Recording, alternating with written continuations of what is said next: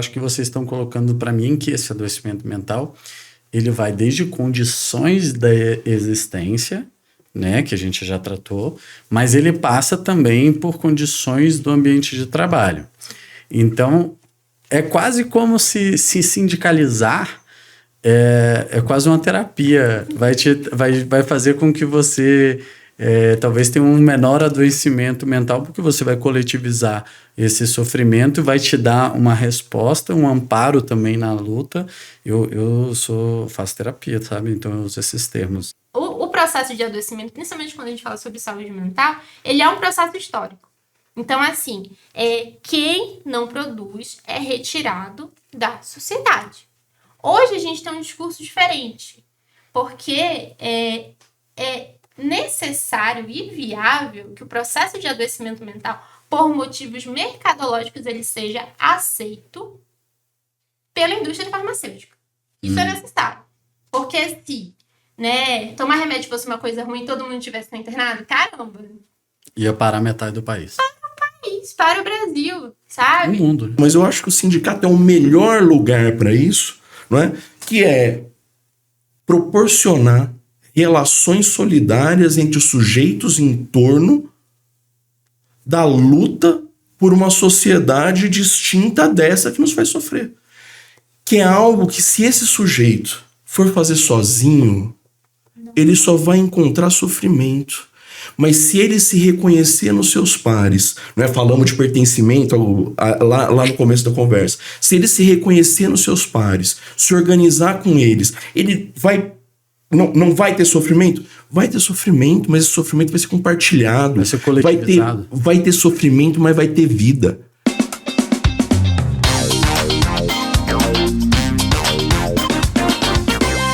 Estamos começando mais um Sindicast, espaço de debate crítico sobre o sindicalismo. Meu nome é Paulo Fontes e eu sou advogado da classe trabalhadora. E nesse episódio nós vamos falar sobre sindicalismo e saúde mental.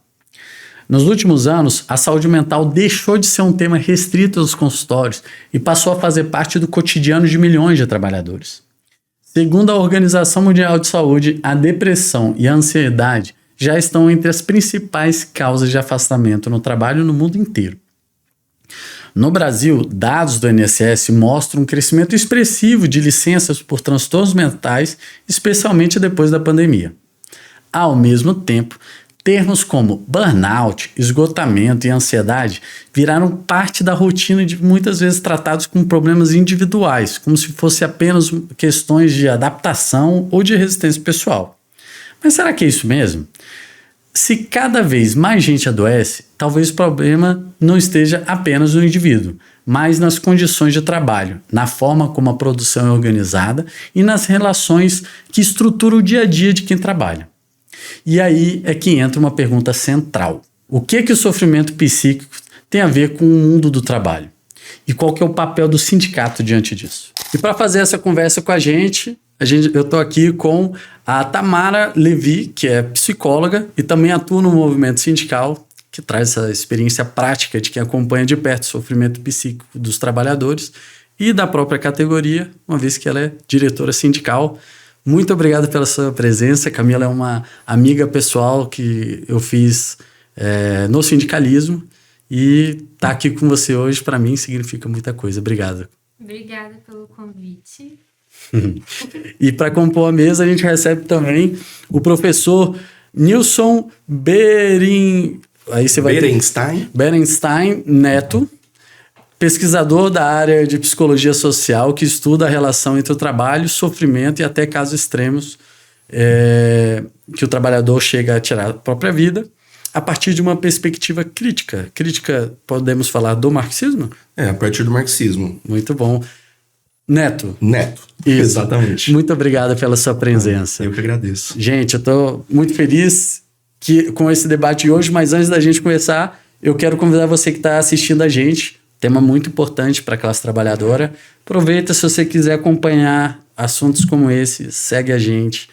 Aproveita e ajuda a gente a chegar para mais pessoas, dando like, comentando, dizendo o que vocês acharam para o episódio. E vamos para o debate. Antes da gente ir para o debate, a gente está em todas as plataformas de podcast. como o Sindicast e também nas redes sociais como o Sindicast. Segue a gente lá. Vamos para o debate. E Tamara, você atua também como diretora sindical e também como uma profissional liberal, uma psicóloga. O que te chama mais atenção na ligação entre essa organização social, a saúde mental e o trabalho? Então, a gente não tem como dissociar o processo de adoecimento mental de onde a pessoa está inserida.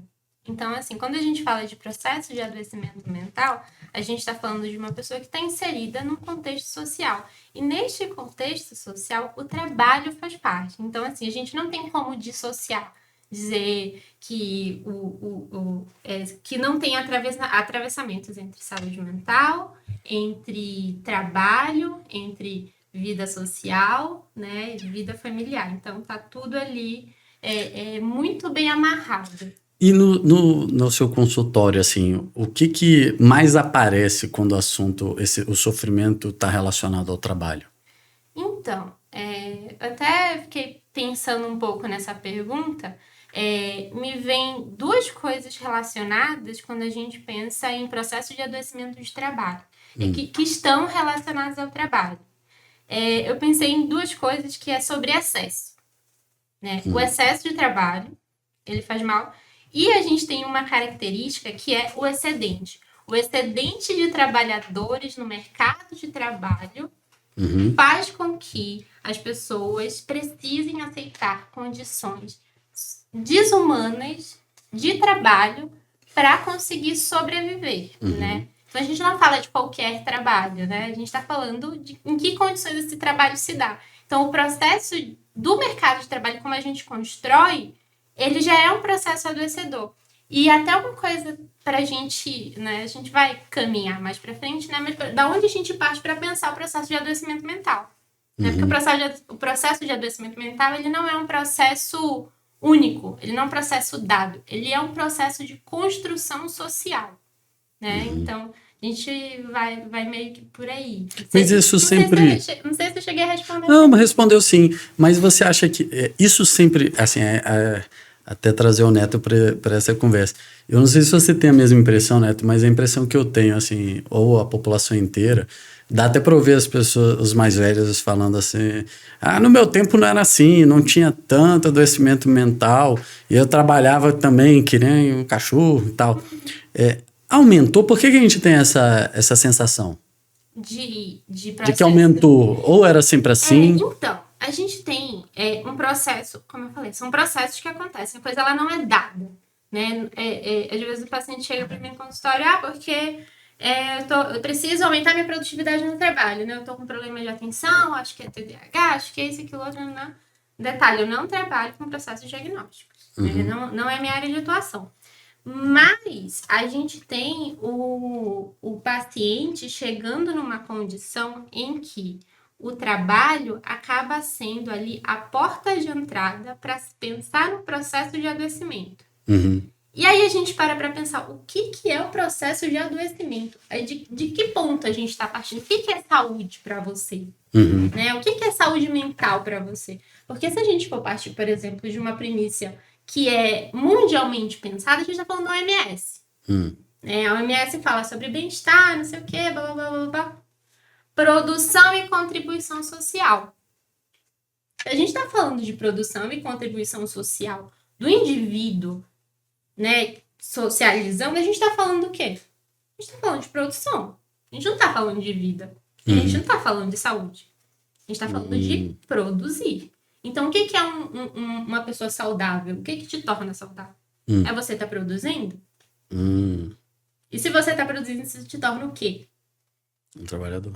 Exatamente. Então, assim, a gente precisa pensar um pouco da onde que a gente parte para pensar saúde mental. Porque se a gente parte para pensar saúde mental a partir do processo de produtividade que aquele sujeito pode oferecer dentro daquela sociedade, dentro daquele sistema, a gente está falando assim, então você é apenas uma máquina, né? Apenas um parafuso dentro desse sistema aqui, e a gente passa a pensar em você somente como alguém que vai ocupar esse lugar. E a gente não consegue avançar muito a partir daí. Entendi. Né? Então, e até uma coisa que a gente para observar, assim, eu não sou professora, né? Mas às vezes precisei ser professora, às vezes precisei ser professora, porque consultório às vezes não resolve a vida, né? Mas assim, quando a gente pensa no processo de instauração do capitalismo na sociedade, ele traz algo muito interessante, que é a lógica da vida pública e da vida privada. Ele instaura isso, né? Certo. Então, e tem outra coisa também que eu acho muito importante a gente fazer um recorte, é sobre processos de adoecimento de acordo com determinadas características, especificamente de gênero. Homens adoecem diferentemente de mulheres. Isso é fato dado, não é uma discussão. São processos diferentes de adoecimento.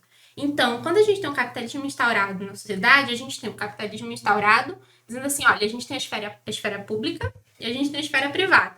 A gente tem quem vai ficar nos bastidores, né, mantendo a casa, mantendo a ordem social, produzindo mais trabalhadores, e a gente tem quem vai trabalhar na esfera pública, que é o homem. Né? Então, a gente tem o homem aplicado nesse lugar. Quando a gente tem o processo de instauração do neoliberalismo, a gente tem uma queda da esfera pública e da esfera privada, não dos papéis exercidos dentro dela, mas a lógica de até onde que o trabalho vai. Ele sai da fábrica e invade a vida pessoal. Ele invade a vida pessoal. A gente tem o WhatsApp apitando o tempo inteiro, a gente tem a possibilidade de negociar horas e horas de trabalho para muito além daquilo que a gente tinha instaurado como direitos trabalhistas das 8 horas, a gente tem o processo de pejotização, a gente tem esse não reconhecimento do próprio empregador, a própria lógica do trabalho muda também. Então, assim, são vários processos que vão sendo impostos para a gente, e a gente não tem como chegar assim e dizer assim, não vou fazer, porque se você não fizer, o que vai acontecer? Você vai morrer de fome. Você não tem como pagar aluguel, você não tem onde morar. Sua existência, né? Tá em xeque. Né? E esse lugar central do trabalho também, ele é uma característica que a gente tem essa característica do capital em si, né? Da instauração do capital. Mas quando isso vai caminhando, né, historicamente, quando a gente começa a olhar para o neoliberalismo, a gente vê a produção de subjetividades necessárias para ocupar determinados espaços. Então, não é só a produção do trabalho em si, a produção desses trabalhadores. Então, a gente passa a produzir performance. Então, a gente produz sujeitos para ocupar determinados espaços. Entendi. Eu quero puxar o Neto aqui para a conversa, Neto. Você como um pesquisador, principalmente de trabalhadores que chegam a um adoecimento mental tamanho que tirou a própria vida, né? Também tem assim, eu não sei, os dados apontam alguma relação entre o adoecimento mental se aprofundando nesse período de neoliberalismo, como a Tamara falou? Eu vou fazer um caminho aqui para ir para um pouco além dessa relação imediata. Legal, vamos fazer. Entre o sofrimento psíquico e as pessoas tirarem a própria vida, né?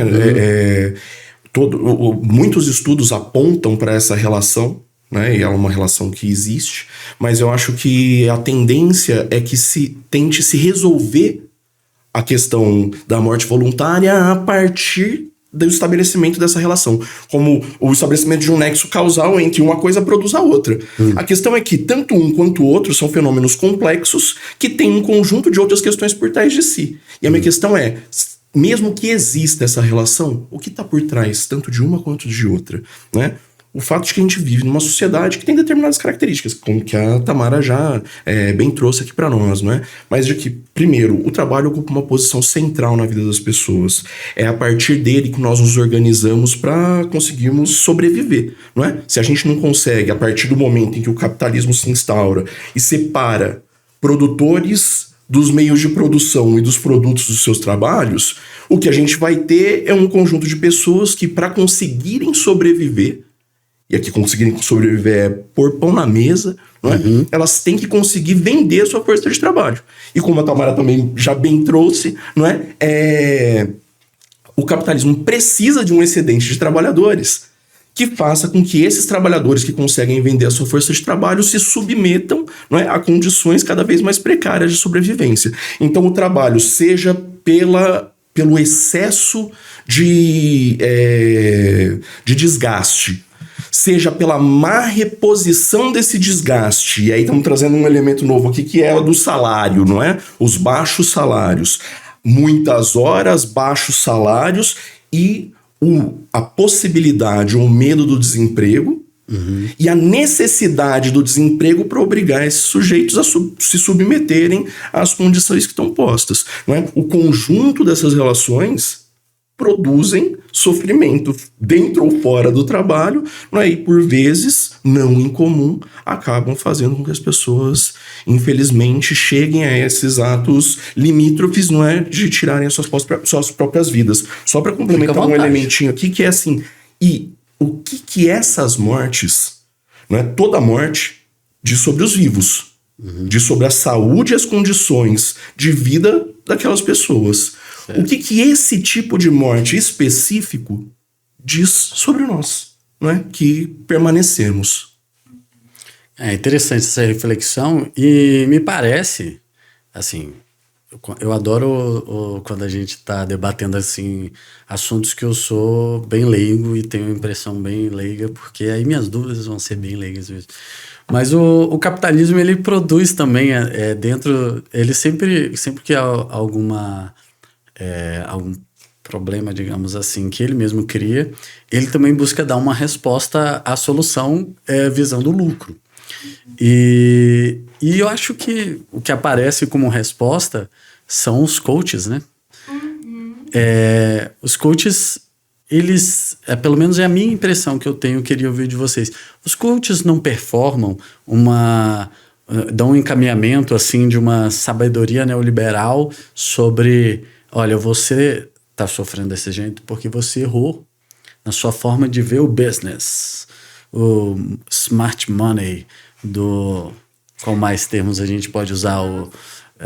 Mindset. Esses termos que são utilizados como uma resposta e que vendem um curso e são bem-sucedidos. Né? Os coaches são bem-sucedidos financeiramente, malucos falando para você subir montanha que nem um maluco mesmo. Não que subir montanha seja coisa de maluco, faço muito, mas como resposta ao meu sofrimento em uma questão que leva meio que para o lugar de faltou motivação sua, faltou uma organização financeira sua, você estava com um pensamento negativo. Você está sofrendo porque você está com um pensamento negativo, não é porque existe algo externo. O problema é você. No caso, eu. E o único capaz de tirar você desse buraco é você. Não é você mesmo. Sou eu te ajudando, você pagando R$5.000 para eu te ensinar como você sair desse buraco, que é o que o coach faz, né? Qual que é a relação assim, esse fenômeno, né, dos coaches, que agora até virou, talvez esteja demodê, ou eu tô muito otimista? A gente... Nossa, gente, são muitas camadas, né? Levantei muitos pontos. Vamos lá. Né? Porque, assim, quando a gente pensa em modos de manutenção do sistema de produção de lucro para poucas pessoas, a gente precisa encontrar uma maneira de manter a máquina funcionando. E se tem uma coisa que a gente sabe, né, que o capitalismo ele falhou, porém ele precisa continuar rodando, é como isso vai continuar rodando. Então, se eu falar, né, vamos por assim, se um coach, vamos ver quem seria esse coach, um homem. Paulo Marçal. é um homem branco. Não precisa ser Pablo, pode ser Paulo. Uma figura... Geralmente a gente vai o que existe. Um homem branco que oferece uma solução muito imediatista que vai resolver absolutamente todos os seus problemas, né?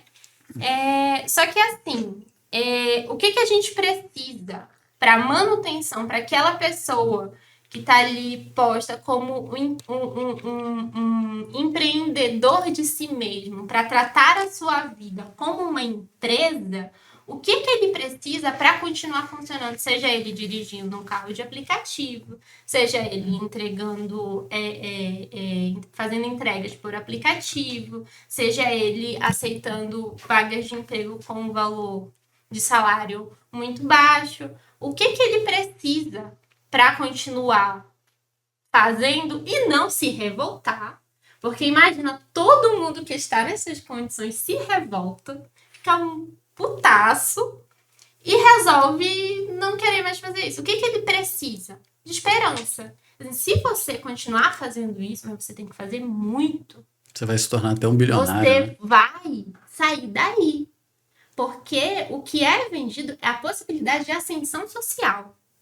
É a possibilidade que você vai sair daí. E não é nem só uma ascensão social, né? É uma ascensão social ao bilionário, né? Porque o horizonte, eu já conversei, né? Acho que todos nós, conversou com alguém que, no fundo, acreditava mesmo que ia virar bilionário. Sim. Que era possível.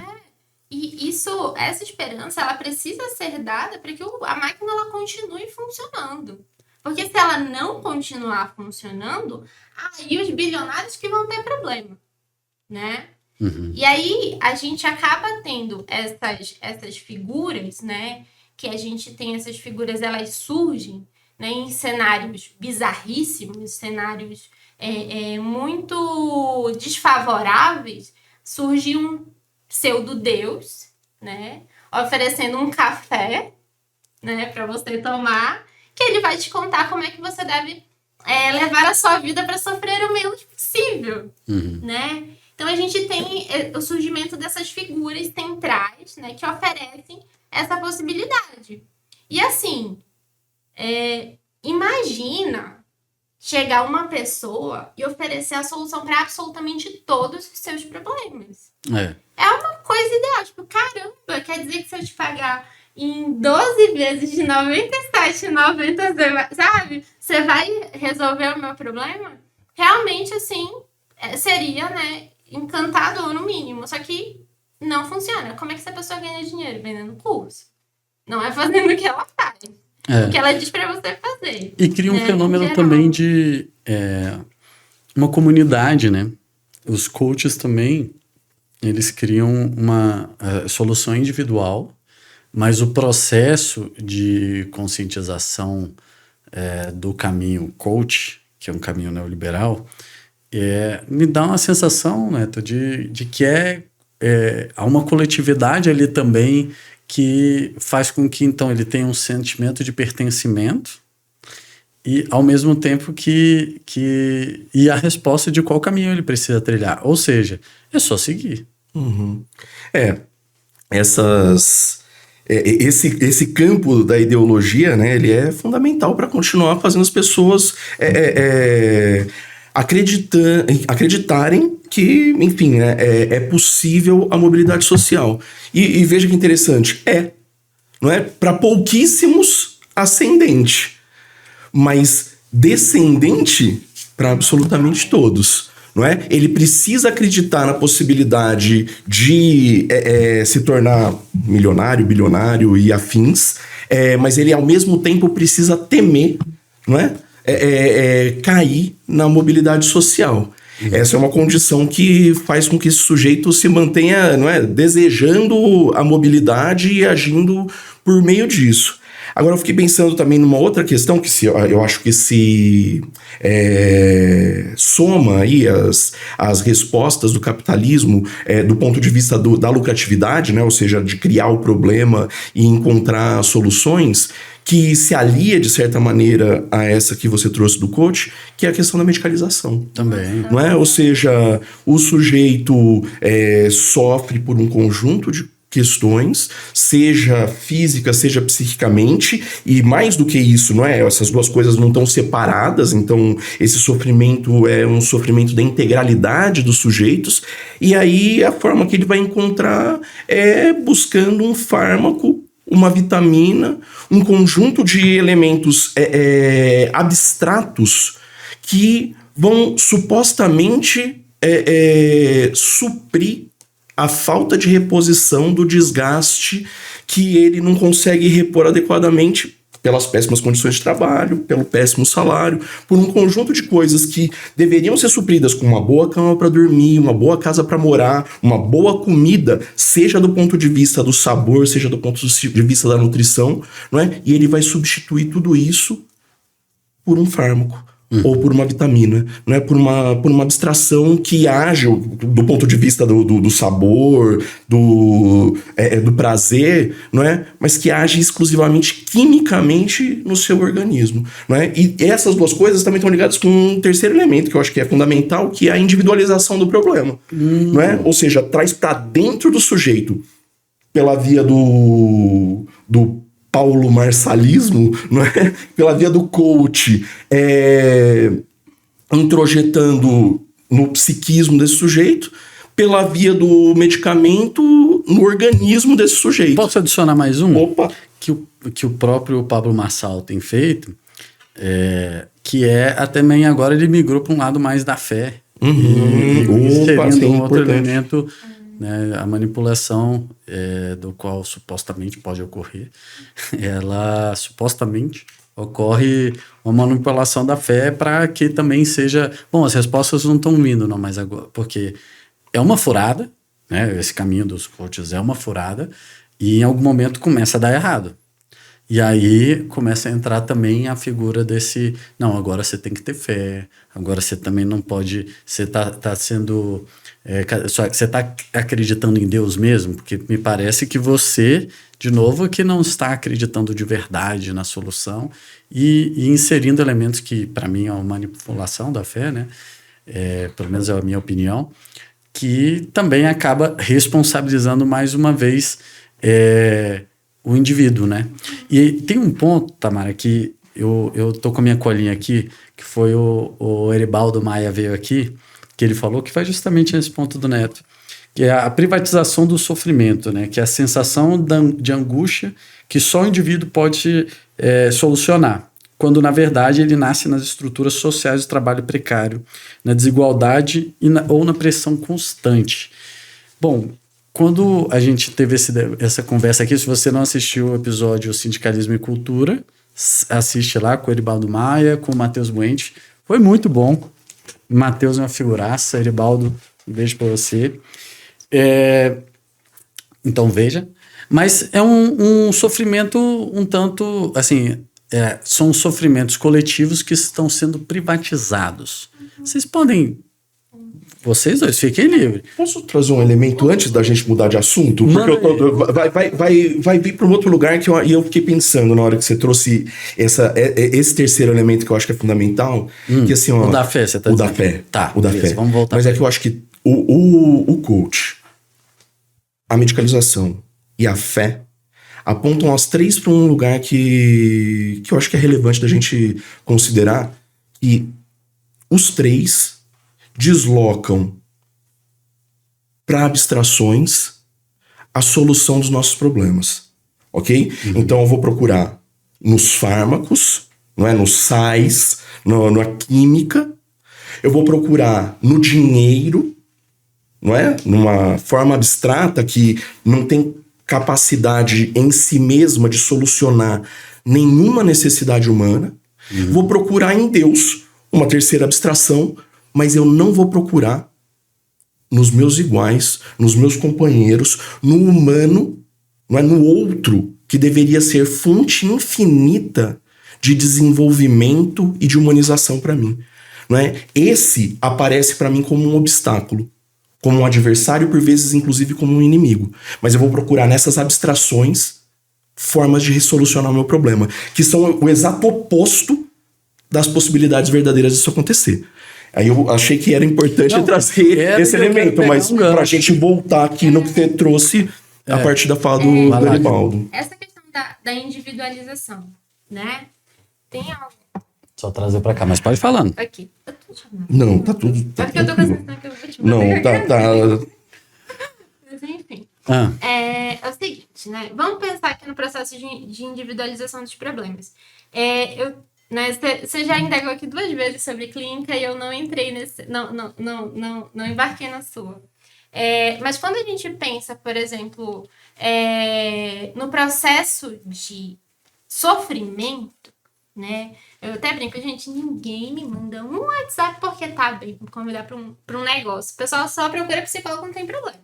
E tá tudo bem, né? E quando uma pessoa, ela consegue acessar um serviço de saúde mental, você pode ter certeza absoluta que ela já passou por um longo processo, porque assim... um processo de sofrimento. Não só de sofrimento, um longo processo de busca de tratamento. Ela já foi na igreja, ela já conversou com o pastor, já conversou com o padre, a família já não deu jeito. Então, assim, existe um percurso que acontece antes desse sofrimento chegar no consultório.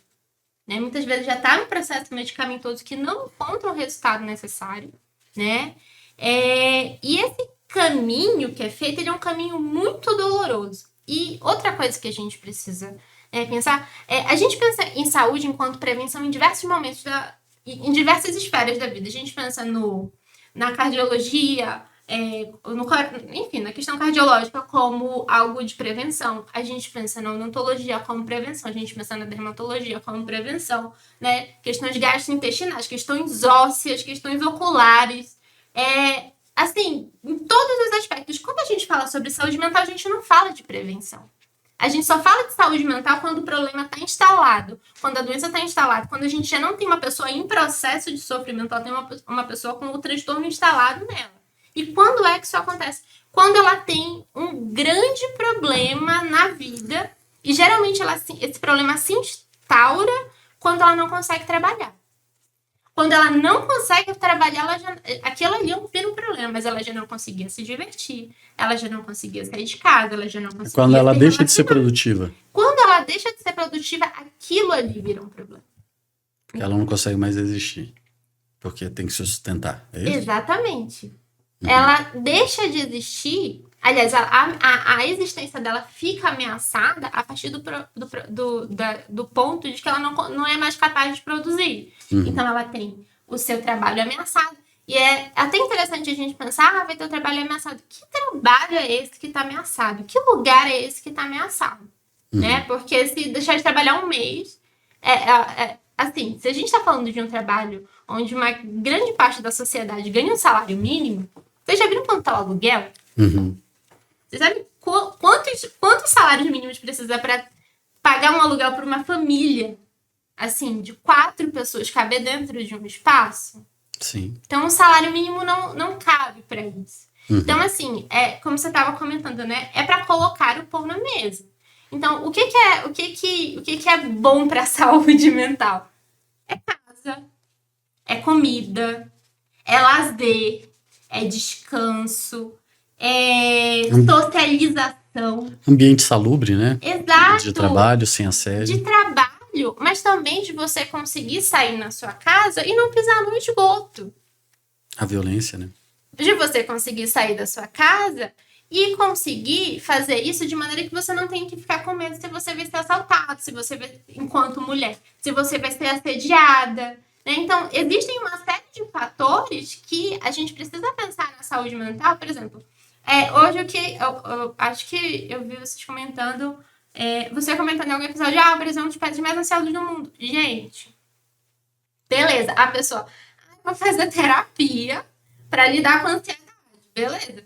No processo, até chegar ao consultório ou até chegar ao horário do atendimento, essa pessoa já passou por diversas situações de violência ou de ameaça de violência, seja de ter o vidro do carro quebrado, seja de ser assediada dentro de um ônibus, seja que no percurso do metrô até o meu consultório aconteça algo. Então, assim, são várias situações que a gente não consegue pensar como é que a gente vai pensar em saúde mental nessa situação. Como é que a gente vai fazer isso? Né? Então, e é interessante a gente pensar em quem tem acesso à saúde mental, porque não é todo mundo que tem acesso à saúde mental, né? E falando tratamento, né? Isso, exatamente. O tratamento de saúde mental é pensando quem é que tem acesso, porque existem vidas que valem a pena e existem vidas que são descartáveis. E essas vidas que são descartáveis, elas são necessárias que sejam descartáveis, né? Porque a gente precisa sempre do excedente. A fome... São necessárias, você diz, no capitalismo. Exatamente. O capitalismo impõe isso como uma condição para a máquina continuar rodando. Então, quem é que é o excedente? A gente tem questões de gênero, a gente tem questões de raça, né? A gente tem questões de classe, né? E a gente tem a população LGBT toda marginalizada também nesse processo. Posso adicionar também o imigrante? Sim. O imigrante, geralmente, ele está nesse lugar. Ele está nesse lugar de marginalização. Então, a gente tem uma galera que está num lugar que nem consegue acessar esse espaço. E, assim, hoje eu trabalho como... Posso pegar só esse gancho que você falou? Vocês sabem dizer que a gente tem vários formatos, né, de tomação do serviço, de trabalho, né? O estatutário, o CLT, os informais, os terceirizados, os pejotizados, enfim. Qual deles, a gente tem algum estudo, algum apontamento que diz qual que adoece mais? Porque pelo que a gente está tratando aqui, me diz que me aponta pelo menos um direcionamento de que aquele que está com maior proteção, ele tende a sofrer menos. Assim, tem uma questão que é a fragilização da rede de apoio de atenção psicossocial no país. A gente não consegue ter acesso a registros à ponta. Da mesma maneira que a gente consegue ter acesso a registros de processo de adoecimento de quem tem, que está registrado de uma maneira formal. Então, assim... Então, quem é informal não vai ter dado. Eu dado. acho que você tem essa informação sobre as profissões que estão no hall de maior incidência de tentativa de autoextermínio, de tirar a própria vida. Acho que você tem essa informação.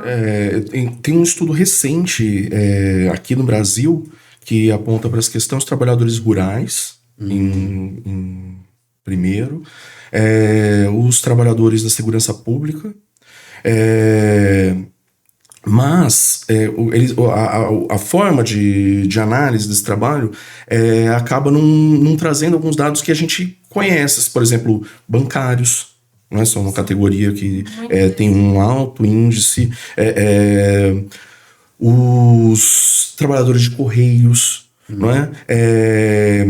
Internacionalmente, a Organização Mundial da Saúde vai apontar aí para alguns outros setores, né? Tipo, trabalhadores da saúde, né? Então, médicos especialmente, dentre os médicos, especialmente os anestesistas, tem um conjunto de elementos aí que trazem essa questão, e eu acho que aí vão ter características. A justificativa que a Organização Mundial do Trabalho, da Saúde costuma trazer é de que é relacionada ao acesso, né? Acesso aos meios.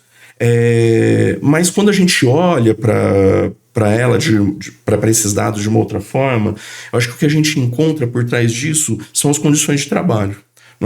Não é mentira que, ao olhar para as categorias que ela aponta, tem de fato um acesso fácil aos meios, mas que o que está posto para os trabalhadores em geral são condições precárias de trabalho e remunerações insuficientes. Para a existência.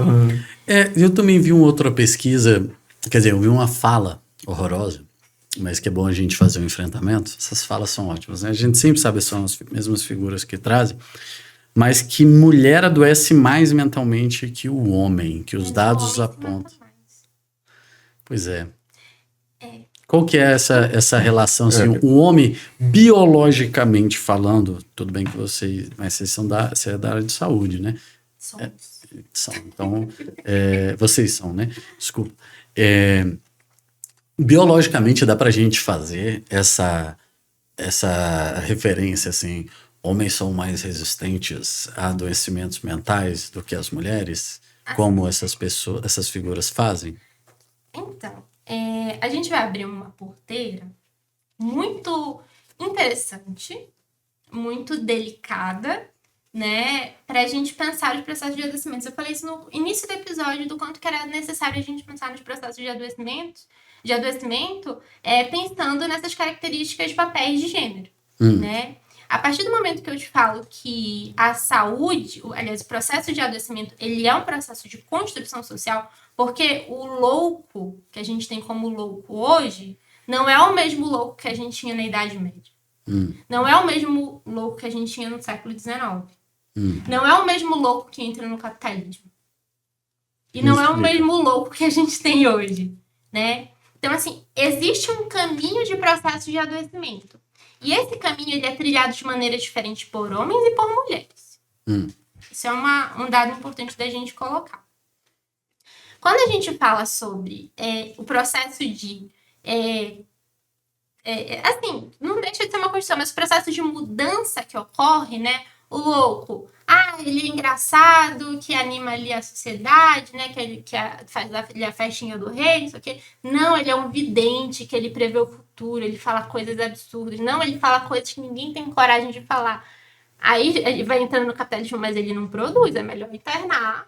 É melhor botar num hospício. Vamos pegar quem não tá produzindo aqui. Quem é que não tá produzindo? Chega aí, vamos botar ali numa casa, né?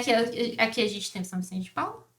Até hoje aqui em Taguatinga, né? Brasília, né? Aqui em Brasília. Então, assim, a gente precisa, né, pensar nessas características. Então, assim, o processo de adoecimento, principalmente quando a gente fala sobre saúde mental, ele é um processo histórico.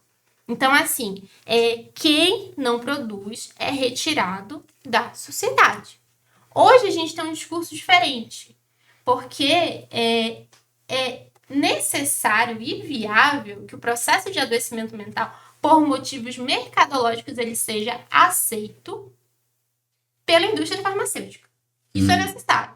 Porque se, né, tomar remédio fosse uma coisa ruim e todo mundo tivesse internado, caramba. Ia parar metade do país. Para o Brasil, sabe? O mundo, né? Exato, né? Então, existe essa mudança.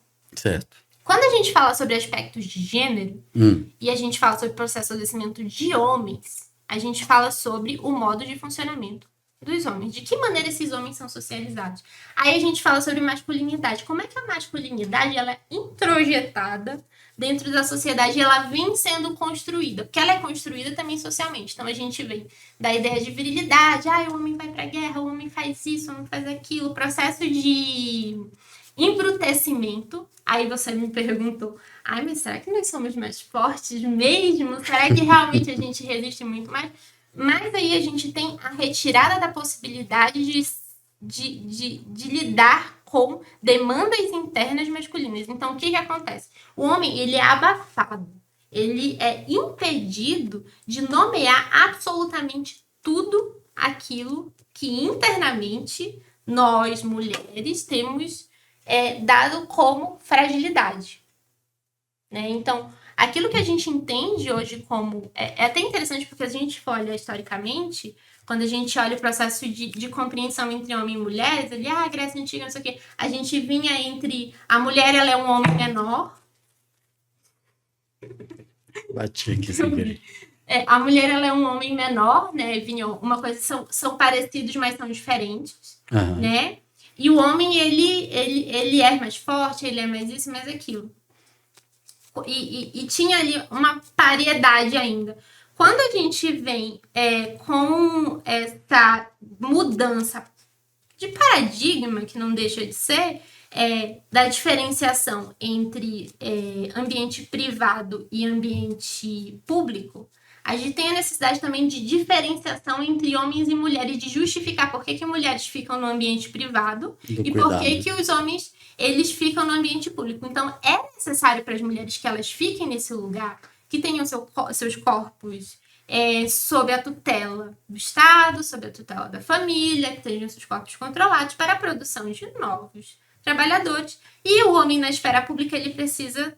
E até então, quem ia pra guerra, desceu o cacete em todo mundo, matava, atirava, fazia tudo que devia fazer, né? E tem até... a gente tem literatura para isso, né? A gente tem discussões sobre dispositivos que vem do Foucault, a gente tem algumas discussões a respeito de dispositivos e tecnologias, de formação de subjetividades também, que dentro, né, daquilo que a gente vem discutindo enquanto classe trabalhadora, eles não desembocam na luta de classe, mas eles dão um chão interessante para a gente pensar que o processo de construção dessa malha que a gente chama da classe trabalhadora, como ela vem sendo construída.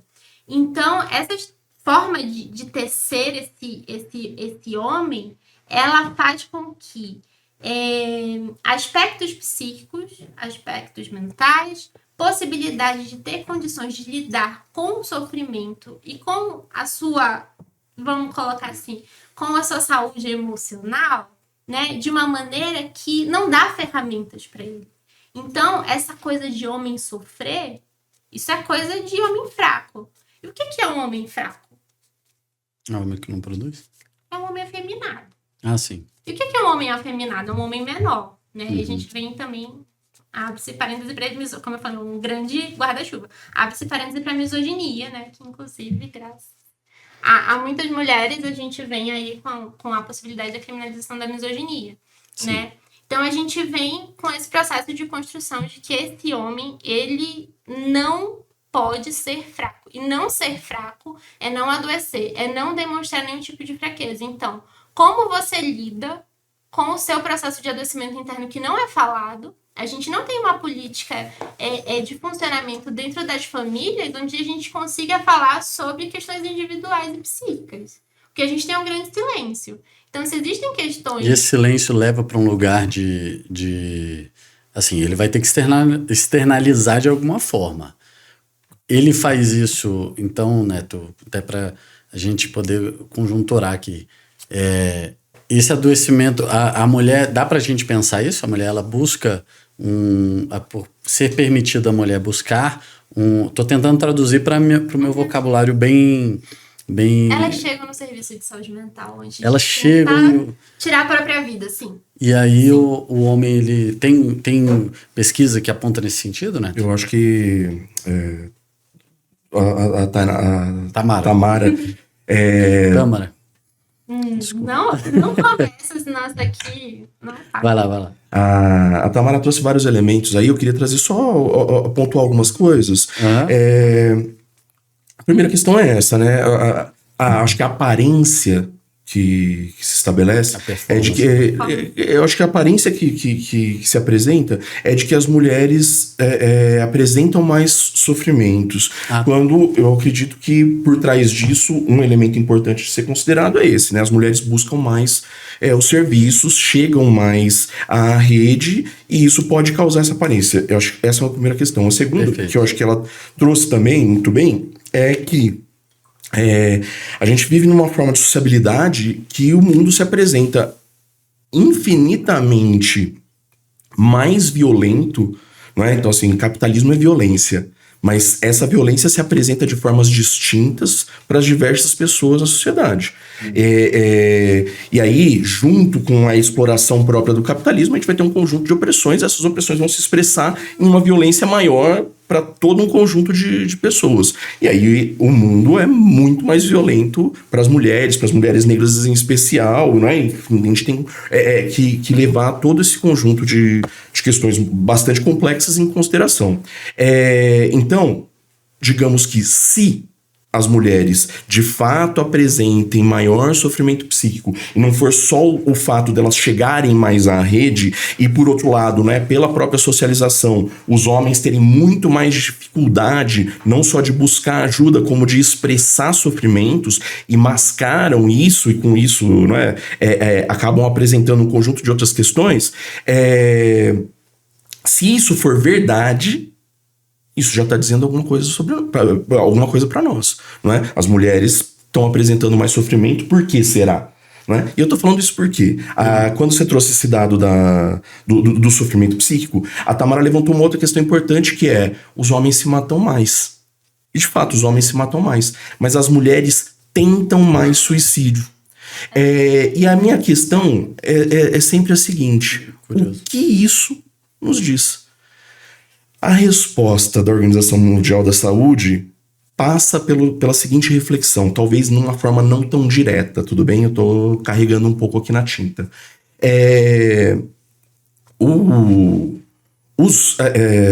Me perdi, desculpa.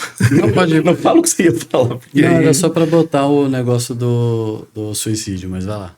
Ah, eu falei suicídio? Falou. Eita. Mas tem nada não. Vamos voltar. Você tá falando da organização. Tá, então vamos lá. Eu acho que eu volto e consigo tirar a palavra, tudo bem? Não, fica à vontade. Vai, bom, então beleza. Como se não tivesse o dado é esse, não é? Mulheres tentam mais, homens tiram mais suas vidas. A explicação da OMS passa pelo fato de que homens costumam usar métodos mais violentos e elas estabelecem uma relação direta disso com o ser homem. Homens são mais violentos e mais agressivos, logo usam métodos. Homens são mais agressivos, logo usam métodos mais violentos. Mulheres são mais delicadas e usam métodos menos violentos, logo menos efetivos. E me parece que essa não é uma boa explicação. Não me convence, né? Não me convence. A minha questão é: o que nos diz... e isso, invariavelmente, cai num outro elemento, que, volto a dizer, não é explícito dessa maneira, mas ele tá aqui... Pairem sobre nós. Isso, ele tá ocultado, né? Mas que cai, não sem frequência, na ideia de histeria. Né? Então, assim, as mulheres querem chamar a atenção. Porra, vamos assumir essa explicação como verdadeira, o que não me convence também, não é? Mas se elas estão usando desse elemento para chamar a atenção, talvez a gente devesse dar atenção, não é? Porque tá tentando expressar algo, ou tentando ou não está expressando algo. Talvez essa realidade de fato esteja invivível, né, para elas. O que isso está nos dizendo? Agora, tem um outro elemento que me parece que é interessante, que é o seguinte: se a gente pegar em números absolutos mortes, esse tipo de morte entre homens e esse tipo de morte entre mulheres, de fato, os homens se matam. Os homens se matam muito mais. Ok? Mas se a gente pegar por um tipo específico de morte, onde se categoriza essa morte específica, que são as mortes violentas, as mulheres se matam na ordem de 80%, os homens na ordem de 50%. Não é? Então, se a gente pegar as mortes violentas entre as mulheres e as mortes violentas entre os homens, 50% delas, os homens tiraram suas vidas. 80 e tantos % delas, as mulheres tiraram suas vidas. Não é? Se a gente olha de uma outra forma para esses dados, a gente encontra outras respostas que talvez nos ajudem a entender toda a complexidade que envolve esse fenômeno. Entendi. Não é? Que foge a essa coisa do orgânico. E mesmo dessa... Óbvio que a socialização tem a ver com isso, mas dessa forma mais imediata da socialização, não é? Dessa forma mais superficial da socialização. E nos leva a tentar olhar para a sociedade de uma forma mais complexa, entendendo todos esses elementos dentro dessa complexidade. Entendi. Deixa eu tentar sintetizar como o leigo que sou. Posso tentar fazer isso? Bom, vocês estão me dizendo então que o capitalismo ele impõe aos trabalhadores um modo de vida que a maior parte do tempo ela traz sofrimento, angústia e esses adoecimentos todos mentais. Isso pode se dar tanto na esfera do ambiente de trabalho, quanto também na sua vida social pela falta de condição de elementos básicos para a sua existência. A gente falou de casa, comida, escala 6x1, elementos que vão estar ligados à falta de tempo, de falta de socialização, falta de vida em si, porque já que a gente está falando de escala 6x1, a gente fala de vida além do trabalho, a falta de ter uma vida além do trabalho traz esse adoecimento todo. A gente também trouxe aqui um debate sobre o papel que os coaches desempenharam como oferecendo coaches e também falsos religiosos, porque existem religiosos que são religiosos, então existem pessoas que utilizam da fé para uma manipulação, para te dar uma resposta que no fundo ele só vai enriquecer, para tentar te dar te encaminha para um lugar que você não sai do problema, mas ele enriquece. Aí eu vou colocar um elemento aqui para a gente ampliar essa conversa, que eu acho que eu já fiz essa pergunta num outro episódio, mas eu acho que ele é importante ser refeito. Os coaches, eles substituíram os sindicatos? Assim, não era para já que o meu colega de trabalho, a minha colega de trabalho, está vivendo uma situação idêntica à minha, o outro também está vivendo uma situação idêntica à minha, eu vou olhar lá no outro, é idêntica à minha.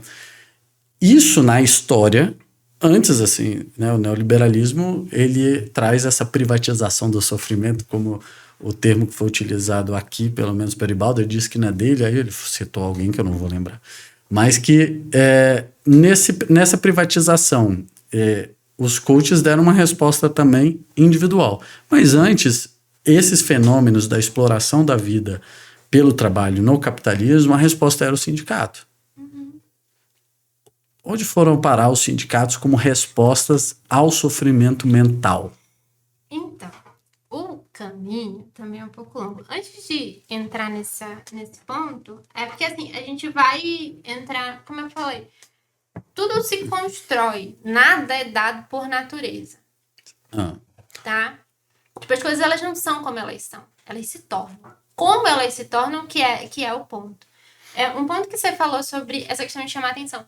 É sempre muito importante a gente tomar muito cuidado quando a gente fala sobre ameaça à própria vida, e quando essa ameaça ela vem de dentro, teoricamente, ela não é só de dentro, ela é de fora também, é quando a gente fala sobre essa questão de chamar atenção.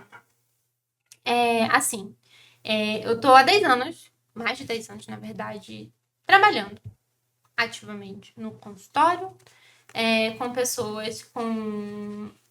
Eu sempre falo assim que em profundo sofrimento psíquico, e por diversas vezes, e eu sei que nunca vai ser a última vez que eu vou ver, essa ideia de que a pessoa que pensa em tirar a própria vida, ela está tentando chamar a atenção.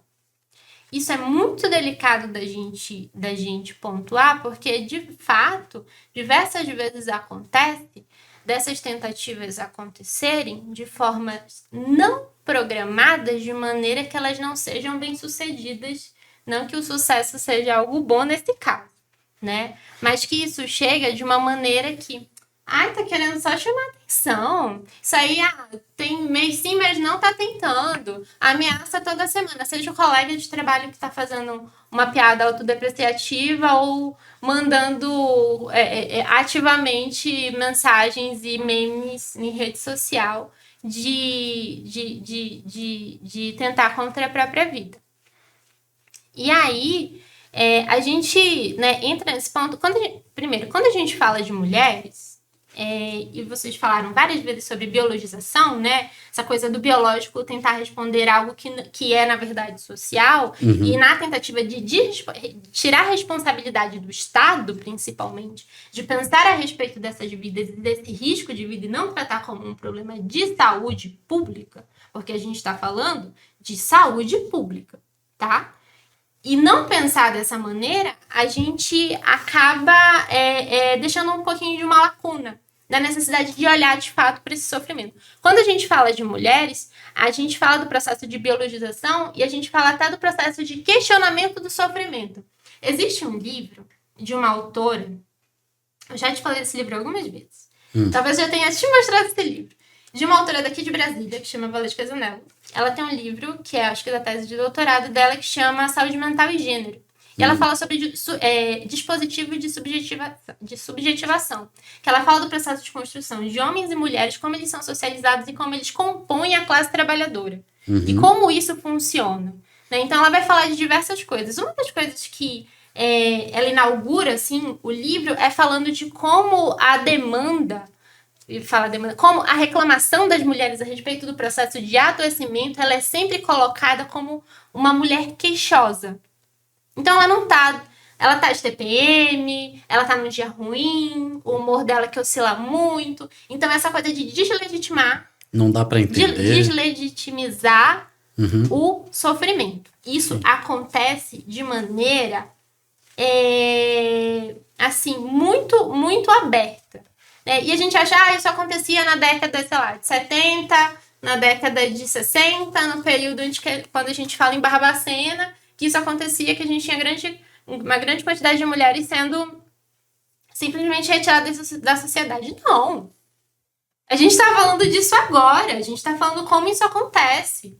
Né? Como que a gente tem o processo de medicalização de sofrimento de mulheres e a gente fala disso, por exemplo, na TPM. Né? Como é que a gente pensa esse processo? Como é que... E dentro da universidade também, eu acho que isso é uma lacuna na nossa formação, quando a gente fala sobre o processo de sofrimento de mulheres e não pensando no seu aspecto, inclusive biológico e cíclico. Isso não acontece, a gente não pensa dessa maneira. Isso não é ensinado, né? Porque não é interessante. Se a gente pode chamar ela de queixosa e vai colocar no prontuário dela queixosa. E se isso o que vai se dar dela depois não é indiferente para o profissional, paciência, a gente vai deixar passar, né? Mas que isso é uma coisa importante, todo sofrimento precisa de escuta, precisa de espaço e precisa de cuidado. Né? Então, se tem alguém se queixando, aí eu falo para sua audiência, né? Fala então para ela ali. Para sua audiência, né, que tende a crescer, que se você está passando por um processo de sofrimento profundo, está tendo prejuízo na sua vida social, na sua vida afetiva, não precisa chegar na sua vida profissional, procure um profissional habilitado, sendo da rede pública ou privada, se você tiver esse privilégio de acesso, busque ajuda. É necessário que você busque ajuda. Existem possibilidades de lidar. Porque o que acontece? Muitas vezes a gente fala sobre a não efetivação do ato, porque não há uma programação, porque é no momento de desespero, é no momento de crise que isso acontece. Entendi. Já é um momento que tem muita coisa já... E não é uma saída tipo assim, eu quero morrer, eu preciso parar de sofrer, eu preciso parar só de sofrer, eu preciso parar de sofrer. Como eu vou parar de sofrer? Aí a gente abre aí um parêntese de existem várias possibilidades. Né? Quando a gente fala, inclusive, de trabalhadores rurais, isso já tem um tempo no artigo, que eles têm acesso a inseticida. Então é muito fácil. Né? Se você tem acesso a uma medicação, se você tem acesso a um veneno, se você tem acesso a recursos para que isso possibilite que você efetive de fato. Entendi. Né? Então, existe fundamental essa sua colocação. Agora, outra coisa que você perguntou sobre o sindicato. Agora eu quero fazer esse... Agora estamos começando mais um Sindicast. Pois é, o sindicato, ele chega num momento muito delicado. É assim, contextualizando. Chega não, ele sempre esteve aí. Não, assim, ele chega neste momento. É um momento delicado. Por quê? Assim, contextualizando, né? Eu sou diretora sindical. Eu fiz parte do processo de reativação do Sindicato dos Psicólogos aqui de Brasília. Foi um sindicato que ficou muitos anos desativado. Ele foi reativado há 6 anos. A gente completa 6 anos agora. E a gente fez uma construção no processo de reativação. Paulo foi um dos advogados responsáveis para que o sindicato existisse hoje. Nós conseguimos efetivar a primeira gestão do sindicato, que foi uma gestão totalmente de reconstrução documental do sindicato para que ele existisse no papel. E depois a gente conseguiu, de fato, ter uma gestão que conseguisse fazer alguma coisa. Tocar as pautas, porque existe toda essa burocratização de papel, porque o sindicato ele tem que existir. Para o Estado. Para o Estado, ele atrapalhou imensamente, assim, ele só não foi reativado antes, por conta da dificuldade burocrática que existia, e depois se formou uma grande liderança sindical, né? Um coletivo de trabalhadoras e trabalhadores que hoje estão à frente do sindicato. Sim. E o sindicato, né, que eu tenho acesso, né, que eu tenho propriedade para falar, o sindicato de psicologia em específico, a gente falou que ia falar isso a gente comentou mais sobre o perfil dessa categoria. Né? Que categoria é essa? É uma categoria que ela vem profundamente marcada pelo neoliberalismo. Né? O processo de chegada da psicologia no Brasil, ela se marca por aí. Então, ela chega junto com o neoliberalismo? Ela chega junto. Ela chega junto com Brasília, quase. Entendi. Então, a gente tem ali ela entrando assim na portinha. Então, a gente tem uma profissão que é profundamente elitizada, né? Não é todo mundo que tinha acesso à saúde mental, né? Fazer terapia era para poucos, afinal de contas, pobre não tem condições de fazer terapia, né? Porque até a psicoterapia ser incluída no hall de procedimentos da ANS é algo muito recente. Nossa. Né? Então, a gente tem aí essa chegada, essa aproximação da psicoterapia como algo viável para a população de forma muito recente. No sistema de saúde público, isso também é algo que a gente não tem psicólogo suficiente para todo mundo. Então, assim, a gente tem esse detalhe da produção de profissionais da psicologia, que esses profissionais, eles se formam moldados para trabalhar de maneira liberal, para trabalhar na clínica. Eles são feitos para a clínica. Você diz sua grande maioria. Quem que faz ele ser feito para a clínica? Aí a gente tem uma boa discussão, porque assim, me parece que precisa de psicólogo em hospital, em escola, em a maioria dos serviços públicos, você vai precisar, tô errado, né? Tu vai precisar de um psicólogo, né?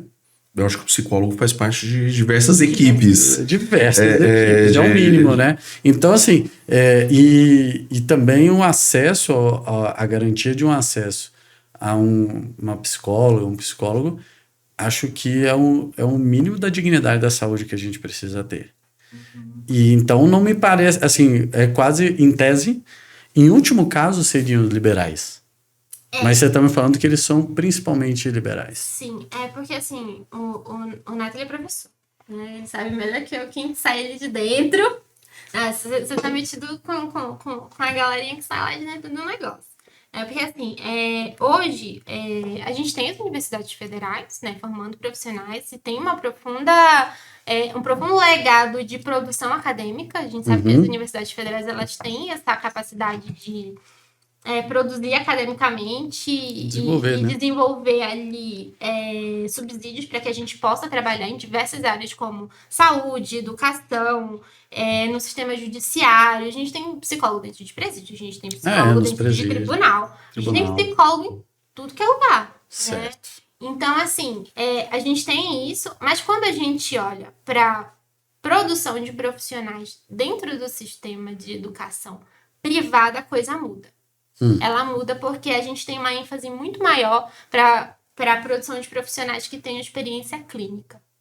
Então, a gente tem muitos profissionais saindo para o mercado de trabalho formados em psicologia clínica, para clinicar, e a gente não tem emprego de psicólogos clínicos no mercado. Isso não existe.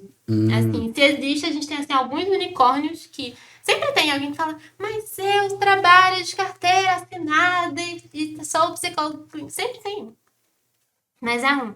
Então, a gente tem uma grande quantidade de profissionais sendo formados, chegando no mercado de trabalho, sendo instruído por lindos coaches e outros profissionais que já estão no mercado também, dizendo assim, seja seu próprio chefe, você faz a sua agenda, viver de clínica é muito fácil, você só não mexe seu consultório se você não quiser, você só não faz isso assim, assim, assim, assim. Então, cada um aluga a sua salinha, subloca a sua salinha. Estamos falando que é um problema na categoria em si, a formação dessa categoria de profissionais, ela também não tem um olhar... Que engraçado. Eu acho que a gente tem muito seguidor da psicologia, tá? Eu olho ali. Eu acho que a gente tem muito seguidor da psicologia. Mas que, pelo que eu estou tentando entender o que você está me falando, é que há um problema até na própria formação. Não sei se você concorda com ela, né? Até seria bom te ouvir também. que na formação ela já é individual. Ela não busca uma relação coletiva. Isso a gente está falando da categoria dos psicólogos e psicólogas, né? Mas eu ainda quero entender o sofrimento da população. A gente ainda vai para esse lugar do papel do sindicato. Eu tô achando que você está fugindo desse debate. Eu não tô fugindo. Mas tudo bem. Eu estou colocando. Você está caminhando até lá. Eu tô colocando para você porque que lugar que o sindicato chega? Ele não chega para um grupo de psicólogos organizados e dizendo assim, cara, estão pagando pouco pra gente, a gente tá muito chateado com isso, a gente precisa se organizar para fazer isso. É tipo assim, então, lá no meu consultório aconteceu uma situação. Então, são situações muito individuais. Então, a gente não fala de grupos organizados, porque tá cada um na sua sala sofrendo ali dentro da sua realidade, dentro do seu mundo, e acaba não compartilhando isso. Como é que você enxerga isso, né? Eu travei em outro lugar, galera. Então a gente vai voltar? Vamos voltar. Porque assim, ó, Mas não precisa travar, não. Na hora que vier, você já manda. Tá, tudo bem. Levanta a mão, a gente se inscreve. É porque assim, eu concordo com a Tamara quando ela traz porque eu acho que eu tenho uma... Divergência. Adoro divergência. Ela é uma... Vamos para o debate. Talvez uma compreensão não tão corporativa, até porque não sou do sindicato da categoria, mas quando a gente está falando da questão do sofrimento psíquico e da relação disso com o tirar a própria vida, não é? Eu tenho pleno acordo, né? E espero que não tenha parecido que eu estava trazendo, diminuindo o sofrimento das pessoas com a questão pelo menos para mim não ficou. Do chamar a atenção, não é? Mas a minha questão, tal como eu disse, assim, esse tipo de morte, não é? Ela diz algo sobre os vivos, e a sua tentativa idem, não é? Mesmo que fosse um chamar a atenção, o que isso está dizendo sobre nós? Agora, qual que é o outro elemento que eu queria trazer? Primeiro, a minha preocupação com essa relação tão automática que se estabelece, ninguém aqui fez isso, só estou querendo retomar a questão, entre o sofrimento psíquico e o ato de tirar a vida, e o que fica apagado, que é o que está por trás disso, o conjunto desses processos que a gente veio falando até aqui. Agora, quando a gente está falando de profissionais habilitados para trabalhar com isso, obviamente, né, a gente vai procurar por esses profissionais, mas dentre esses profissionais, eu acho que não é uma questão para ir pro ar, eu só preciso conversar isso com vocês. Não, fica à vontade.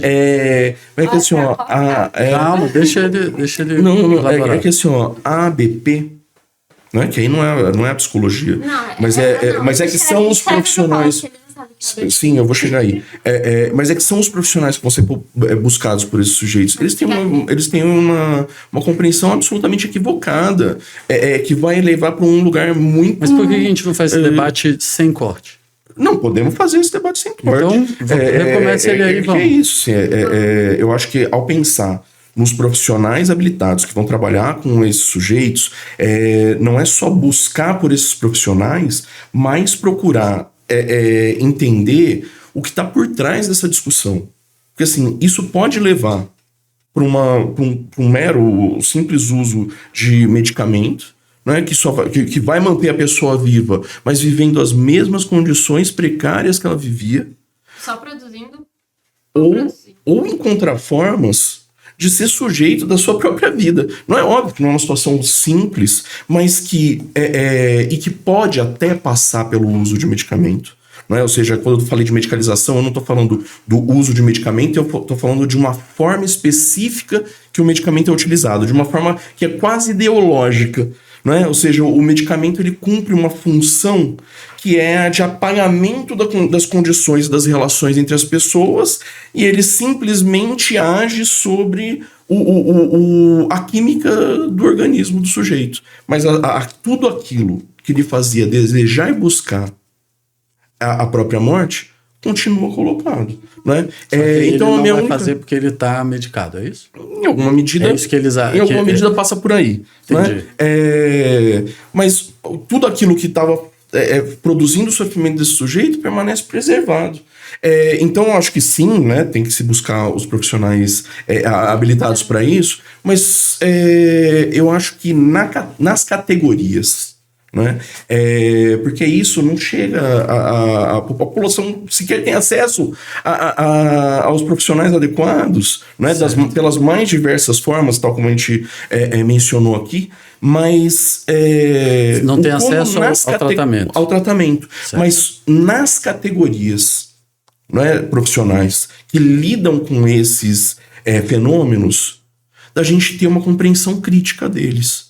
Não é? De ter uma outra forma de lidar. Explica um pouco melhor, com um exemplo, alguma coisa assim, para quem está assistindo conseguir compreender. De ter uma outra forma de lidar que não seja essa que frequentemente localiza no sujeito, responsabilizando ele, colocando como se fosse uma questão individual. Não é? Passa é uma expressão individual muitas vezes. Agora, não é uma coisa que nasce nele, não é? Ou seja, é uma coisa que é produzida pelo conjunto das relações. O sofrimento. Não nasce nele, é produzido pelas próprias relações e tampouco se resolve nele. Não é? Então, e eu acho que isso faz uma boa ponte com o que você está trazendo do sindicato. Boa! Agora sim. Que não lá. Joguei o cartão na câmera. Que não vamos lá. Joguei. Mas vamos lá. Então, como que é essa relação? Que não é exclusivamente o sindicato, mas eu acho que o sindicato é o melhor lugar para isso, não é?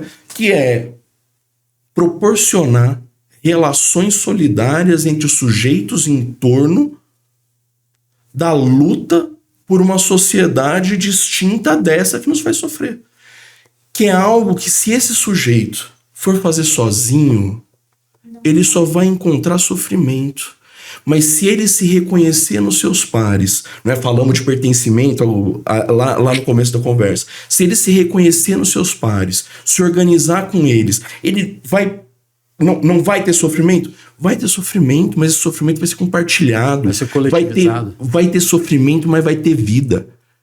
Eu não vou sofrer sozinho um mundo que eu pouco compreendo, que é profundamente violento, mas coletivamente eu posso compreendê-lo melhor e, junto com os meus, lutar por transformações em vários níveis, não é? Desde os mais imediatos, que passam por melhores condições do meu local de trabalho, que passam por um melhor salário para minha categoria, mas também por lutas mais desenvolvidas que abranjam a classe como um todo e a superação dessa sociedade que nos faz adoecer. Até naquilo que se impõe aos trabalhadores de burnout, de assédio moral, esses que são mais fáceis, né? Porque eu acho que vocês estão colocando para mim que esse adoecimento mental, ele vai desde condições da existência, né, que a gente já tratou, mas ele passa também por condições do ambiente de trabalho.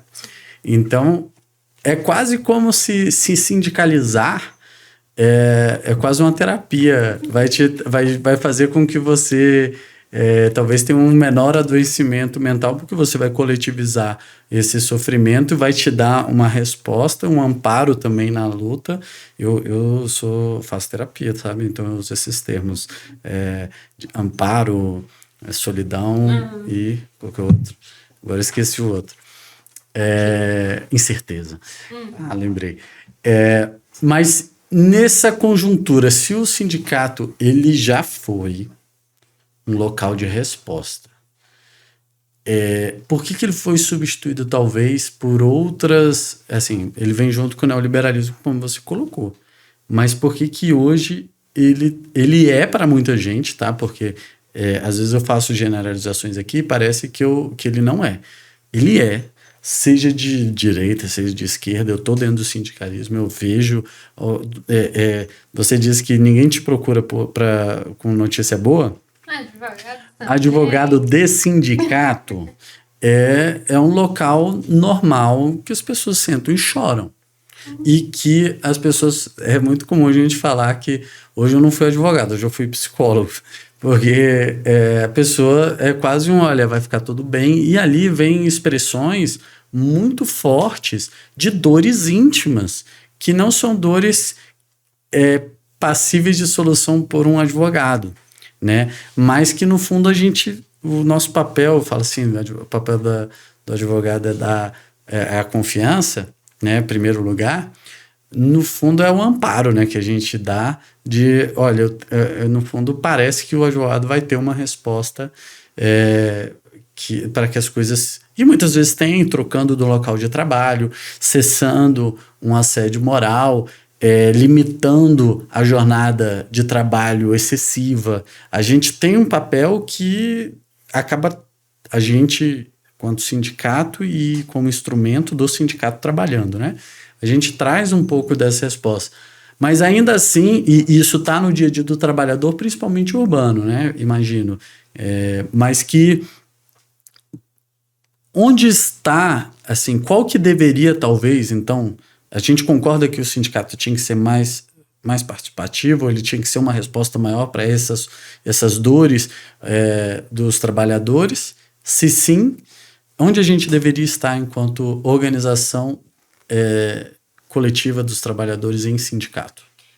O que eu venho vendo, assim, a respeito sobre o papel do sindicato quando a gente fala sobre a possibilidade de pensar saúde mental a partir do sindicalismo. Deixa eu só te interromper para complementar. Eu não estou falando da tua categoria, tá? Sim, não, estou falando do sindicalismo, tipo assim, sindicato dos bancários, vocês falaram aqui. Cara, os sindicatos bancários, primeiro, será que ele tinha que ter um psicólogo lá dentro para sua própria base? Será que ele tinha que oferecer esse tipo de amparo para os seus filiados? Será que... outra questão, a falta de sindicato vai fazer que haja uma opressão maior sobre o trabalhador. Isso vai adoecer mais? Então, qual que é o nosso papel enquanto sindicatos? Sim. Então, reformulando, né? Recomeçando, na verdade. Quando a gente vai pensar sobre saúde mental e o impacto do sindicato, né, dentro dessa realidade dada, o sindicato, ele pode, né, aparecer, e esse é um trabalho que, assim, te falar uma coisa, não é um fato dado. A gente não tem essa resposta pronta. Entendi. É um processo de construção a gente apresentar para a base, e não é a minha base, a gente está falando de classe trabalhadora, apresentar o sindicato como uma ferramenta para os trabalhadores de defesa e cuidado. Por quê? Quando a gente apresenta a função do sindicato como uma entidade que representa os trabalhadores, e essa é até a minha forma, às vezes, muito não jurídica de apresentar o sindicato para as pessoas, de dizer assim, que você não vai precisar entrar em contato com o seu empregador. Você não vai precisar mandar um WhatsApp para ele, você não vai precisar mandar um e-mail. O sindicato pode mandar um e-mail para ele. A gente pode fazer isso. O papel do sindicato é justamente que a relação ela seja intermediada para que você possa, no mínimo, respirar. Uhum. Então, assim, o papel do sindicato é que ele possa realmente ser, pelo menos, um guarda-chuva para livrar minimamente, né, esses trabalhadores de alguma coisa. Não, eles podem ser perseguidos, né, numa reclamação, coisa. Exatamente. Porque, assim, quando a gente fala sobre, por exemplo, né, de grupos organizados de trabalhadores que buscam o sindicato na possibilidade de encontrar um canal de diálogo que seja menos prejudicial para eles, e quando a gente fala prejudicial, a gente está falando de perseguição e assédio, né? O sindicato ele se apresenta como essa possibilidade, mas para ele se apresentar como essa possibilidade, a gente não está falando de prevenção, a gente está falando de algo que está acontecendo hoje. Certo. Então, assim, é necessário que os sindicatos tenham consciência da sua capacidade de defesa da classe trabalhadora, apresentem dessa maneira, e que, se isso for apresentado dessa maneira, é possível que a base queira estar lá dentro. Isso. Né? Porque, assim, agora fazendo recorte da minha categoria, como é que eu vou apresentar o meu sindicato cobrando uma anuidade? Sindicato sobrevive com anuidade, vocês precisam se filiar. tá? E Com não é só o meu, contribuição. não, de todo mundo.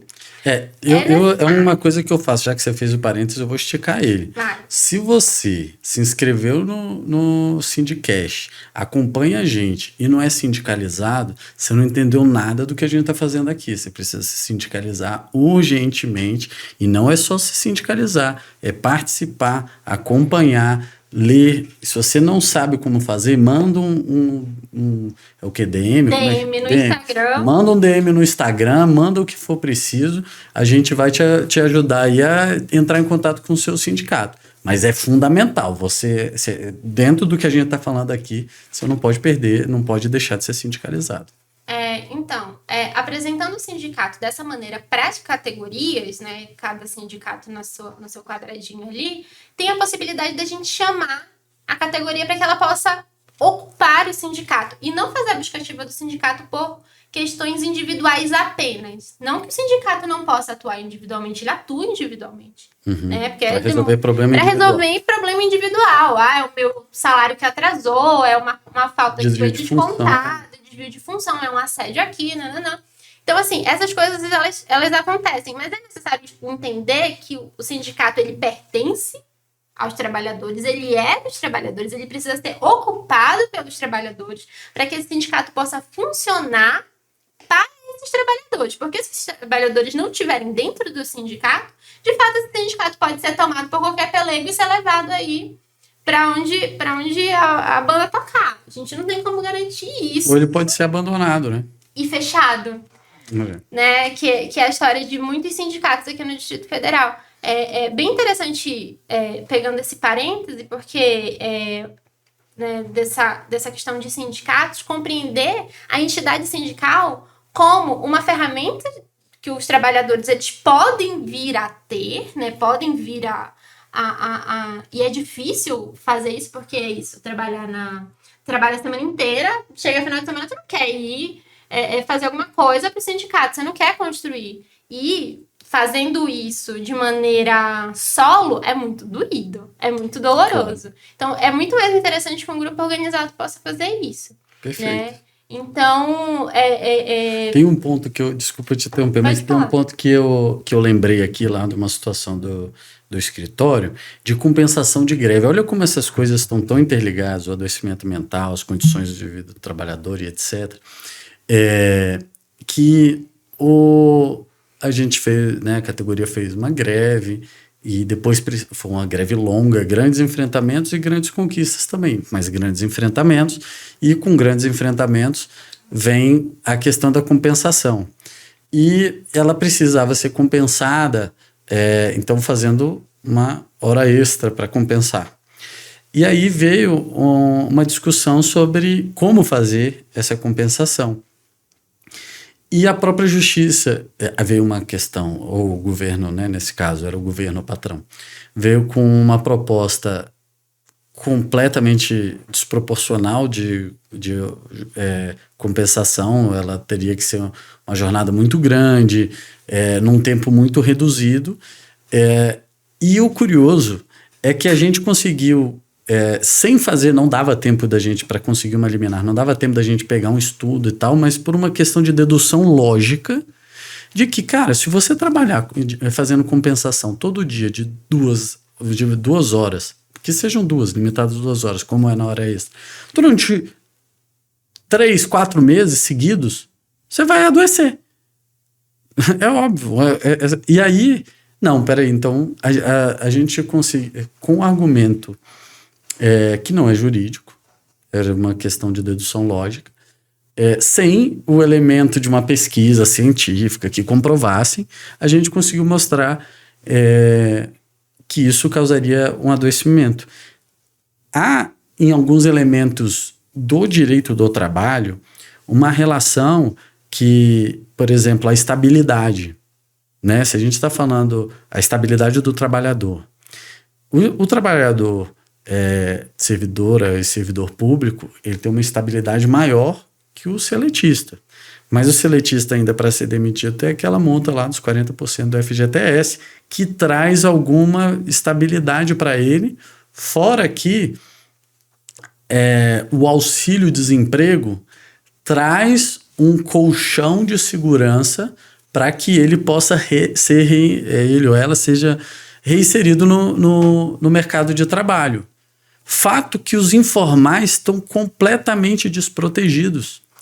E associar esse debate à hora extra, a estabilidade, a vida além do trabalho, todos esses elementos que os debates são quase que todos pautados pelo direito em si, como um direito porque é justo, não são muitas vezes tratados como elementos da própria saúde mental, do adoecimento, como uma condição de não ter um burnout, de não ter ansiedade, uma depressão, e que dá para a gente conjecturar isso, quer dizer, ou talvez só dê para a gente conjecturar isso no ambiente sindical. Sim. Pensar nessas possibilidades como ferramentas, sabe? Que possibilitam a diminuição. A gente não vai falar de cessar sofrimento no ambiente de trabalho. Porque paz ou na trabalho, vida, né? Paz e trabalho se trabalho fosse não chamar trabalho, né? Paz é não trabalhar. Pois é.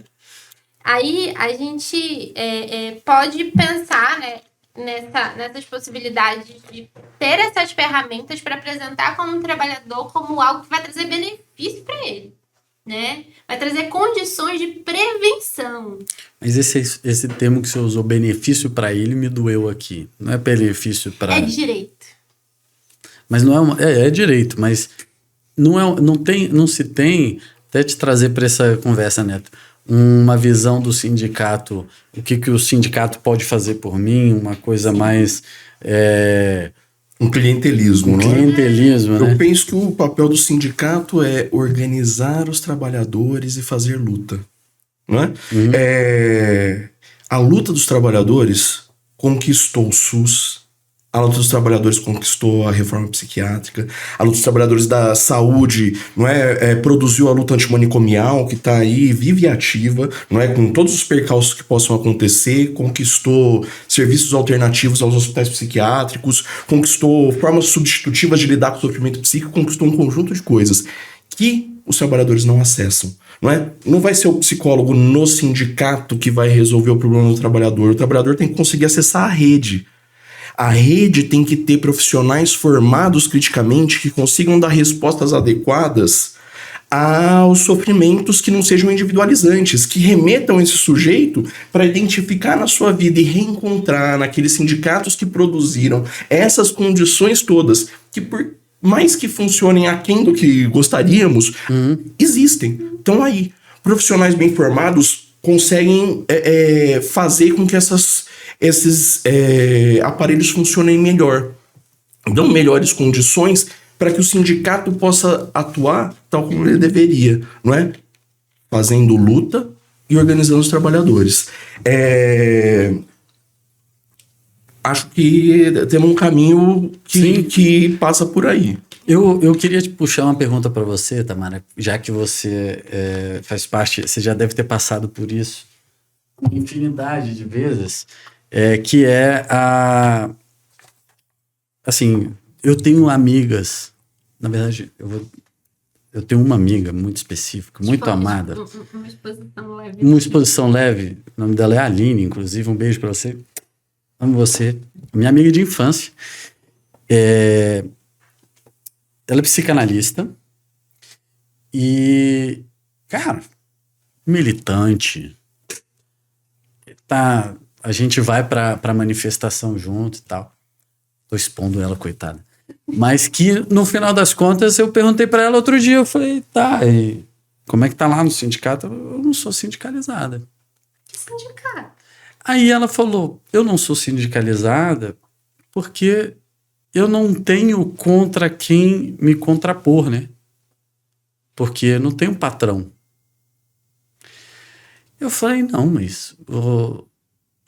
melhor, eu não vou nem dizer o que eu falei. O que você diria para a minha amiga?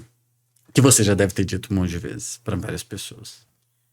Então, Isso que o Neto falou a respeito da formação crítica de profissionais ecoou aqui, porque justamente esse que é o ponto quando eu falo de formação de profissionais neoliberais. Assim, Tadinha da minha amiga, ela não é neoliberal. Te eu amo, não sei fala assim que dela. não, ela não é, mas o funcionamento que se dá é Eu de uma sei. empresa CPF, É isso. né? E quando a gente fala sobre a formação de profissionais de forma crítica para acessar o mercado de trabalho, e quando eles conseguem adentrar a rede e não sejam seletistas, o IGESDF tem que acabar. Tá. Abre-se esse parêntese aqui, né? O IGESDF tem que acabar. E que eles não são seletistas, a gente tem a possibilidade desses profissionais estarem inseridos dentro da rede e pensar a rede de alguma maneira. Mas antes de responder a tua pergunta, eu vou só fazer uma pontuação, é que esses profissionais, na sua grande maioria, eles não se reconhecem como trabalhadores. Eles não conseguem se reconhecer como trabalhadores, inclusive a tua amiga. Não, ela se reconhece. Se reconhecer enquanto trabalhador a partir do momento em que você é obrigado, muitas vezes, tipo, a ideia de empreender, principalmente dentro de profissões da saúde, voltadas ao cuidado de pessoas, o empreender, ele não é uma opção, você não escolhe, você empreende por necessidade. Isso é importante colocar. Verdade.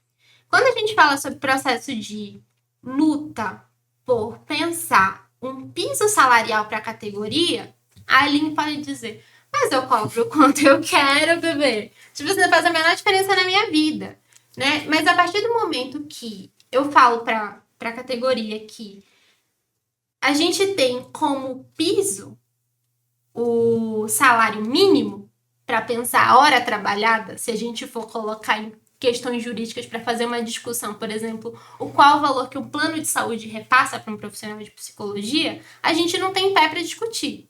Porque o que a gente tem, assim, como sugestão, é uma tabela feita pela FENAPSE, pelo Conselho Federal de Psicologia, que sugere o valor mínimo e o valor máximo de determinados serviços de psicologia. Né? Isso vai desde atendimento individual a diversas formas de avaliação.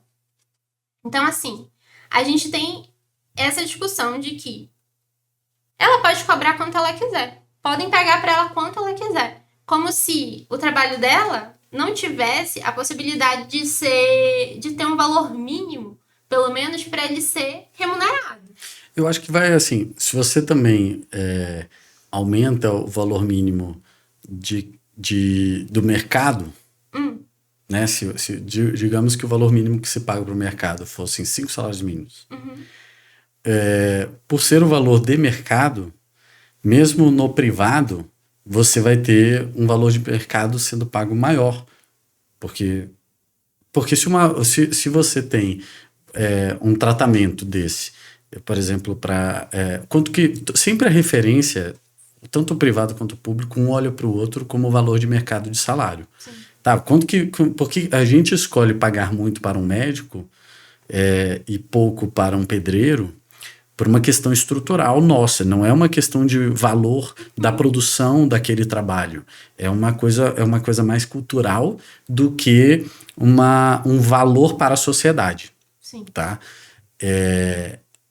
Se é cultural, quando você vai estabelecer o preço enquanto categoria de uma hora mínima, se para o CLT ele paga... porque é o seguinte, vamos lá, com exemplos. Vamos de exemplos. É o apelão do videogame quando ele senta direitinho. Montou o controle de posição, agora vai. Olha, é o seguinte, você tem uma clínica que você quer contratar psicólogos e CLT, né? Psicólogos por CLT numa clínica? Vamos dizer que se isso fosse possível. Quer dizer, é possível. Né? Aí você vai estabelecer, tá, quanto que eu vou pagar para eles?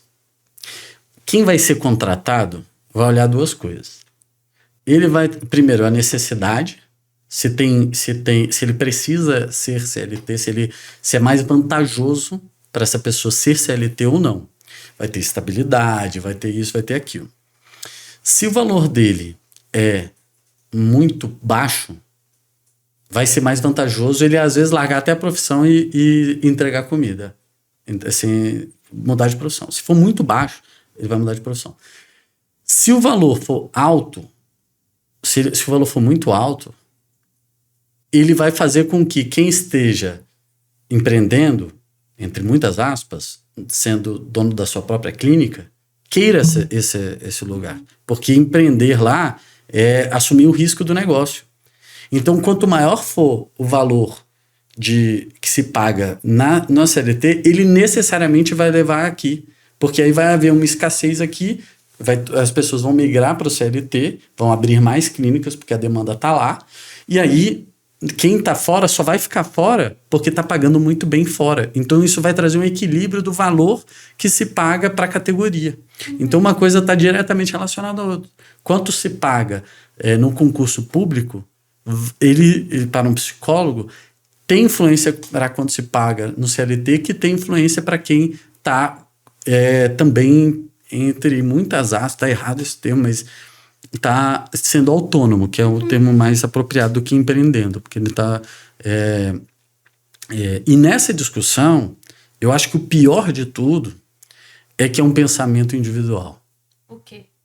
De eu só vou me filiar se tiver ganho. Exato.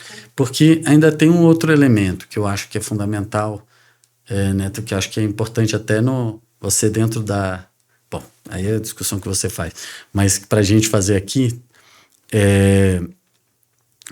o sindicato nesse papel de resolver problemas individuais que são coletivos.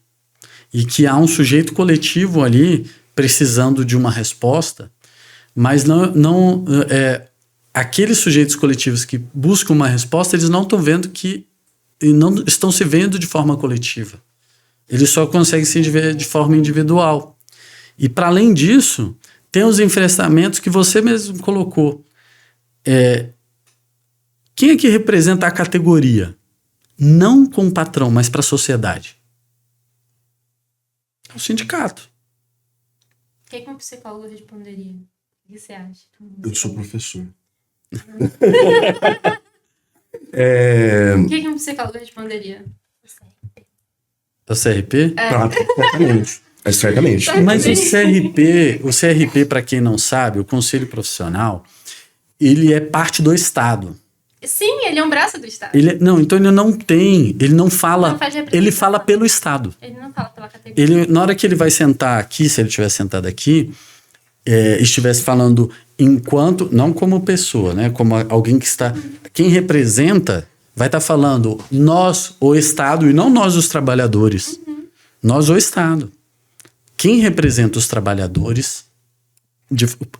o sindicato tem a natureza privada de representação, dissociada, porque isso assista outros episódios que a gente já fez esse debate sobre o sindicato ser parte do Estado ou ser fora do Estado.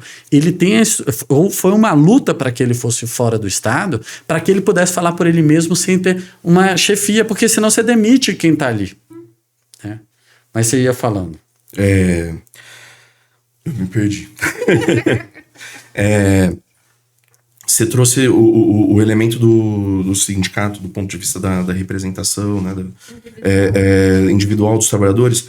A minha questão é, como chegamos nisso, né? Eu acho que a primeira questão é como chegamos no sindicato assumir um papel em que, no lugar de organizar a categoria, ele está fazendo representação individual. Quando as pessoas da base daquele sindicato não estão se reconhecendo nesse sindicato como um instrumento de luta, e quando se reconhecem, na melhor das hipóteses, reconhecem nele um representante. Não é? Ou seja, acho que tem uma forma dos sindicatos atuarem, e aí, óbvio, né? Na diversidade de sindicatos, a gente vai ter diversidade de atuação também. Mas quando a sua amiga, né, no caso, vamos preservá-la e Isso, trazer por favor. quando uma pessoa, Eu vou mandar uma medida já. quando um trabalhador, Pedir desculpa para ela, mas vai lá.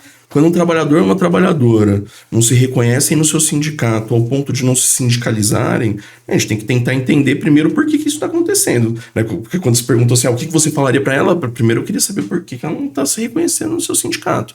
E a partir disso, rever talvez a atuação desse sindicato. Né? Mas eu acho que um elemento fundamental é esse. Assim, quando foi, como foi e por que foi, que os sindicatos foram mudando a sua atuação ao ponto de deixarem de organizar os trabalhadores para se transformarem nos seus representantes e fazerem isso de uma forma tão precária que nem assim os trabalhadores estão se reconhecendo nesses sindicatos. E não é uma coisa localizada, não é? Isso está acontecendo em várias categorias. Claro, isso é uma questão geral. E acho que algo que é fundamental também é não perder de vista que há que se fazer a luta corporativa, a luta da categoria, mas há que se ter em vista também a necessidade da relação desses sindicatos todos com a luta da classe trabalhadora na sua totalidade. Né? Porque se o meu sindicato, ao qual obviamente eu sou filiado, Muito obrigado, não está fazendo o seu papel de luta, eu não vou deixar de me sindicalizar, mas eu vou cobrar dele que o faça. Não é? E vou, junto com os meus companheiros, nos organizarmos para exigir do sindicato. Então, acho que essa é uma questão importante também. Se o sujeito não está sindicalizado porque ele não reconhece o seu sindicato como um instrumento de luta, ele tem que cobrar do sindicato que se torne esse instrumento.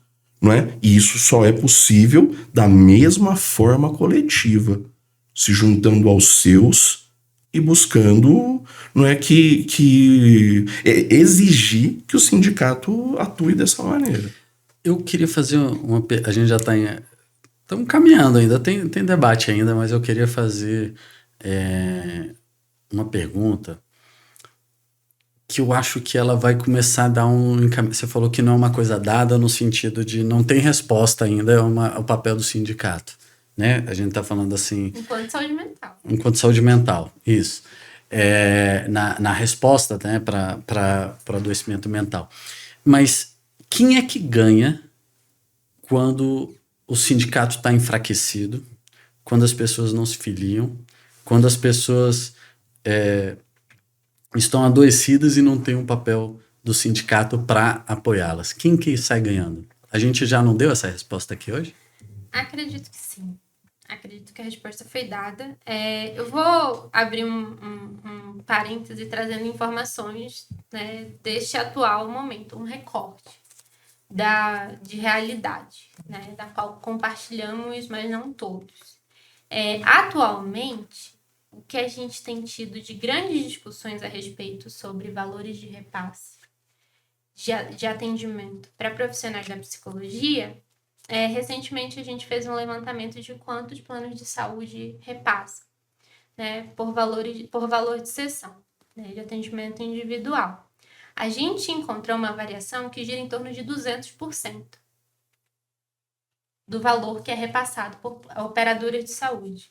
Esse valor em 200%, que tem essa variação, então ele varia, sei lá, de 100 e alguns trocadinhos a R$20.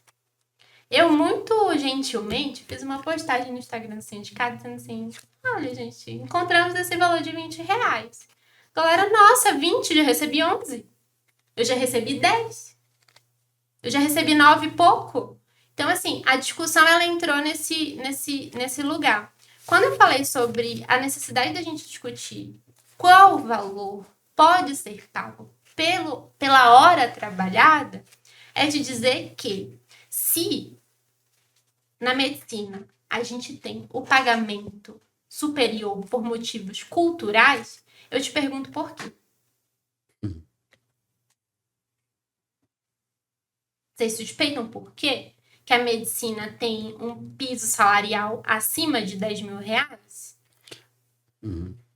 e porque a fisioterapia não tem, a terapia ocupacional não tem, a enfermagem não tem, a psicologia não tem, mais uma infinidade de outras categorias de cuidados à saúde que estão nas mesmas equipes multiprofissionais, onde os médicos estão inseridos e não tem um piso salarial ou tão alto quanto, ou não tem piso salarial como é a questão da nossa categoria. Vocês sabem por quê? Qual é a suspeita? São categorias majoritariamente femininas. Paulo me conhece há 30 anos e sabe que eu falo isso desde que ele me conheceu. São categorias majoritariamente femininas. Mulheres estão diretamente ligadas ao cuidado, ao trabalho, que deve ser feito por amor, por carinho, não por remuneração adequada à sua função. Então, assim, por isso que eu falei, a discussão é muito maior. Né? A discussão é da classe trabalhadora. Exato. A discussão não é só dos psicólogos. A discussão é muito mais ampla. A discussão é mas muito mais ampla, mas muito importante. Quanto que a gente precisa discutir que é necessário, sim, haver um limite do quanto... eu ia falar a palavra. O quanto que você vai me fuder, até onde você pode me fuder. Então, é necessário a gente ter, no mínimo, essa noção para que essa discussão ela possa acontecer. Porque a partir do momento que essa discussão ela não é dada, e a gente vai dizer que culturalmente é posta as condições sem pensar na dimensão do trabalho feminino que é feito de maneira não remunerada, não só no mercado de trabalho, mas fora do mercado de trabalho. Uhum. Então, assim, a discussão é muito maior, né? Então, assim, é preciso, por exemplo, da gente falar para o trabalhador que é autônomo, que não consegue elevar o valor da sua sessão até determinada faixa, para que ele tenha a mínima condição de sobreviver para o empreendimento que ele foi obrigado a ter pela profissão que ele escolheu, que achou que iria sobreviver por ela, né? Dizer assim que a gente precisa assim, discutir um piso salarial para a psicologia. Que isso é necessário acontecer. Mas não pode fazer greve também? Aí também não tem chefe, velho. Não, mas se vocês tiverem... Se vocês tiverem... Assim, ela pode negar o plano de saúde, se todo mundo negar ao mesmo tempo... Exato. Isso é greve. Sim. Mesmo não tendo patrão, mesmo sendo o plano de saúde, um patrão. E aí a gente entra num outro buraco que nós dois conhecemos muito bem, que é a informalidade dentro da categoria. Né? Isso não se resume à psicologia. Isso não se resume. Né? De como a fragilização dos vínculos... E é interessante quando você fala sobre como que o sindicato se enfraqueceu, como foi que isso aconteceu. Gente, desmonte do sistema de proteção dos trabalhadores. A gente teve ali a CLT atacada, a gente teve o desmonte sindical, a gente vem perdendo direitos conquistados com muita luta. A principal causa de queda do índice de sindicalização é justamente a mutação do capitalismo também, nesses novos formatos em que se compreende que você trabalha para o plano de saúde, pois é ele que te paga, mas você não tem emprego com um plano de saúde. Você não é e aí você não se filia porque você não tem chefe, você não pode brigar contra... Mas isso é uma mutação do capitalismo em que ele simplesmente te colocou o risco do negócio e ficou, se der ruim, você resolve o seu problema, mas se der bom, eu fico com o lucro e te passo uma miséria. Então, é inegável que essa informalidade, ela passa... essa crise no sindicalismo, ela está ligada à informalidade, que está ligada à mutação do capitalismo, que enxergou um novo modelo de opressão que vai estar ligado a toda a plataformização também dos trabalhadores. Tudo isso vai estar inserido nessa problematização. Os próprios bancários, que a gente falou aqui, viram um negócio de saúde, de seguro de capitalização, de sei lá das quantas, que aí não é mais bancário, aí ele tem que fundar um novo sindicato, aí tem que... Ou então esse modelo de negócio em que que me parece muito claro que quem sai ganhando, resgatando, já que você fez um parênteses, eu vou puxar de volta. Quem é que sai ganhando com isso tudo?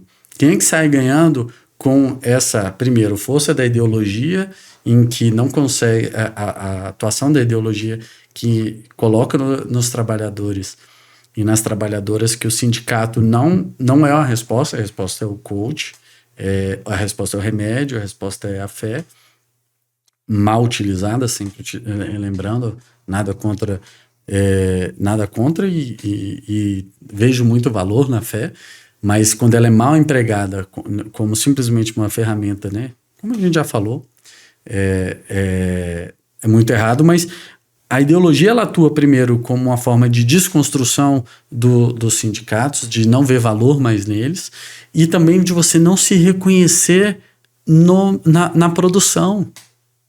Não se reconhece como trabalhador. Não se reconhecer como quem é, você não consegue enxergar mais quem é seu chefe. Quem é quem remunera, por exemplo, os influencers.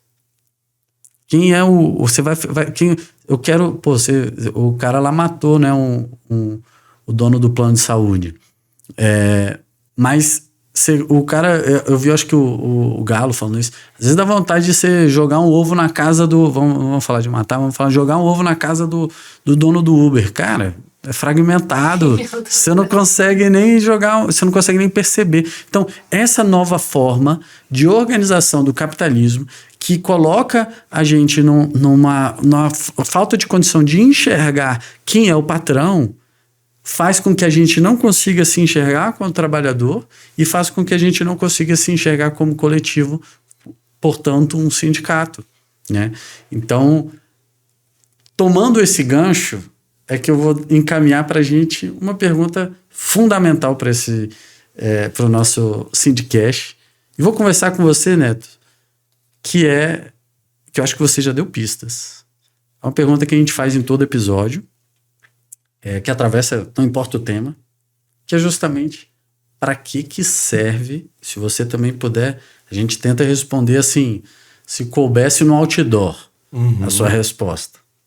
Tem que ler de longe, mas não dá, se tiver muita coisa escrita, a gente não consegue ler. Para que serve o sindicato? Fazer luta. Organizar os trabalhadores em torno do conjunto das lutas da categoria e da classe. Em torno disso, a gente produz relações solidárias, saúde mental e vida. Pô, maravilhoso. Agora, Tamara, como é que você vai se virar depois dessa resposta do Neto? Para que serve o sindicato, Tamara? O sindicato, ele é uma ferramenta de organização, luta, defesa e conquista da classe trabalhadora. É basicamente isso, sim. Depois da lei... mas é isso. Maravilhosa essa resposta também. É isso, assim. E eu sempre reforço, gente. Se a categoria não tomar os sindicatos, não estiver dentro dos sindicatos, eles vão continuar não se enxergando nos sindicatos. E a gente vai perdendo cada vez mais a capacidade de organização coletiva que possibilita a gente caminhar para uma outra coisa, né? Para um outro momento que não seja tão doloroso, que acho que a gente veio falando muito, né, sobre o sofrimento, né? Que não seja tão doloroso quanto esse que a gente está vivendo, que a gente tem espaço para pensar a respeito, construir a respeito, encontrar caminhos possíveis, né? E é isso. É isso. A saúde mental ela é uma pauta sindical. Ela está inserida em diversos elementos, como a gente aqui abordou. E se você seguiu a gente até agora, continuou com a gente até agora, queria te agradecer por isso, mas não vou deixar de te pedir para dar um like aí, aproveita, segue a gente, comenta também, e eu te espero no próximo debate. Esse foi mais um Sindicast.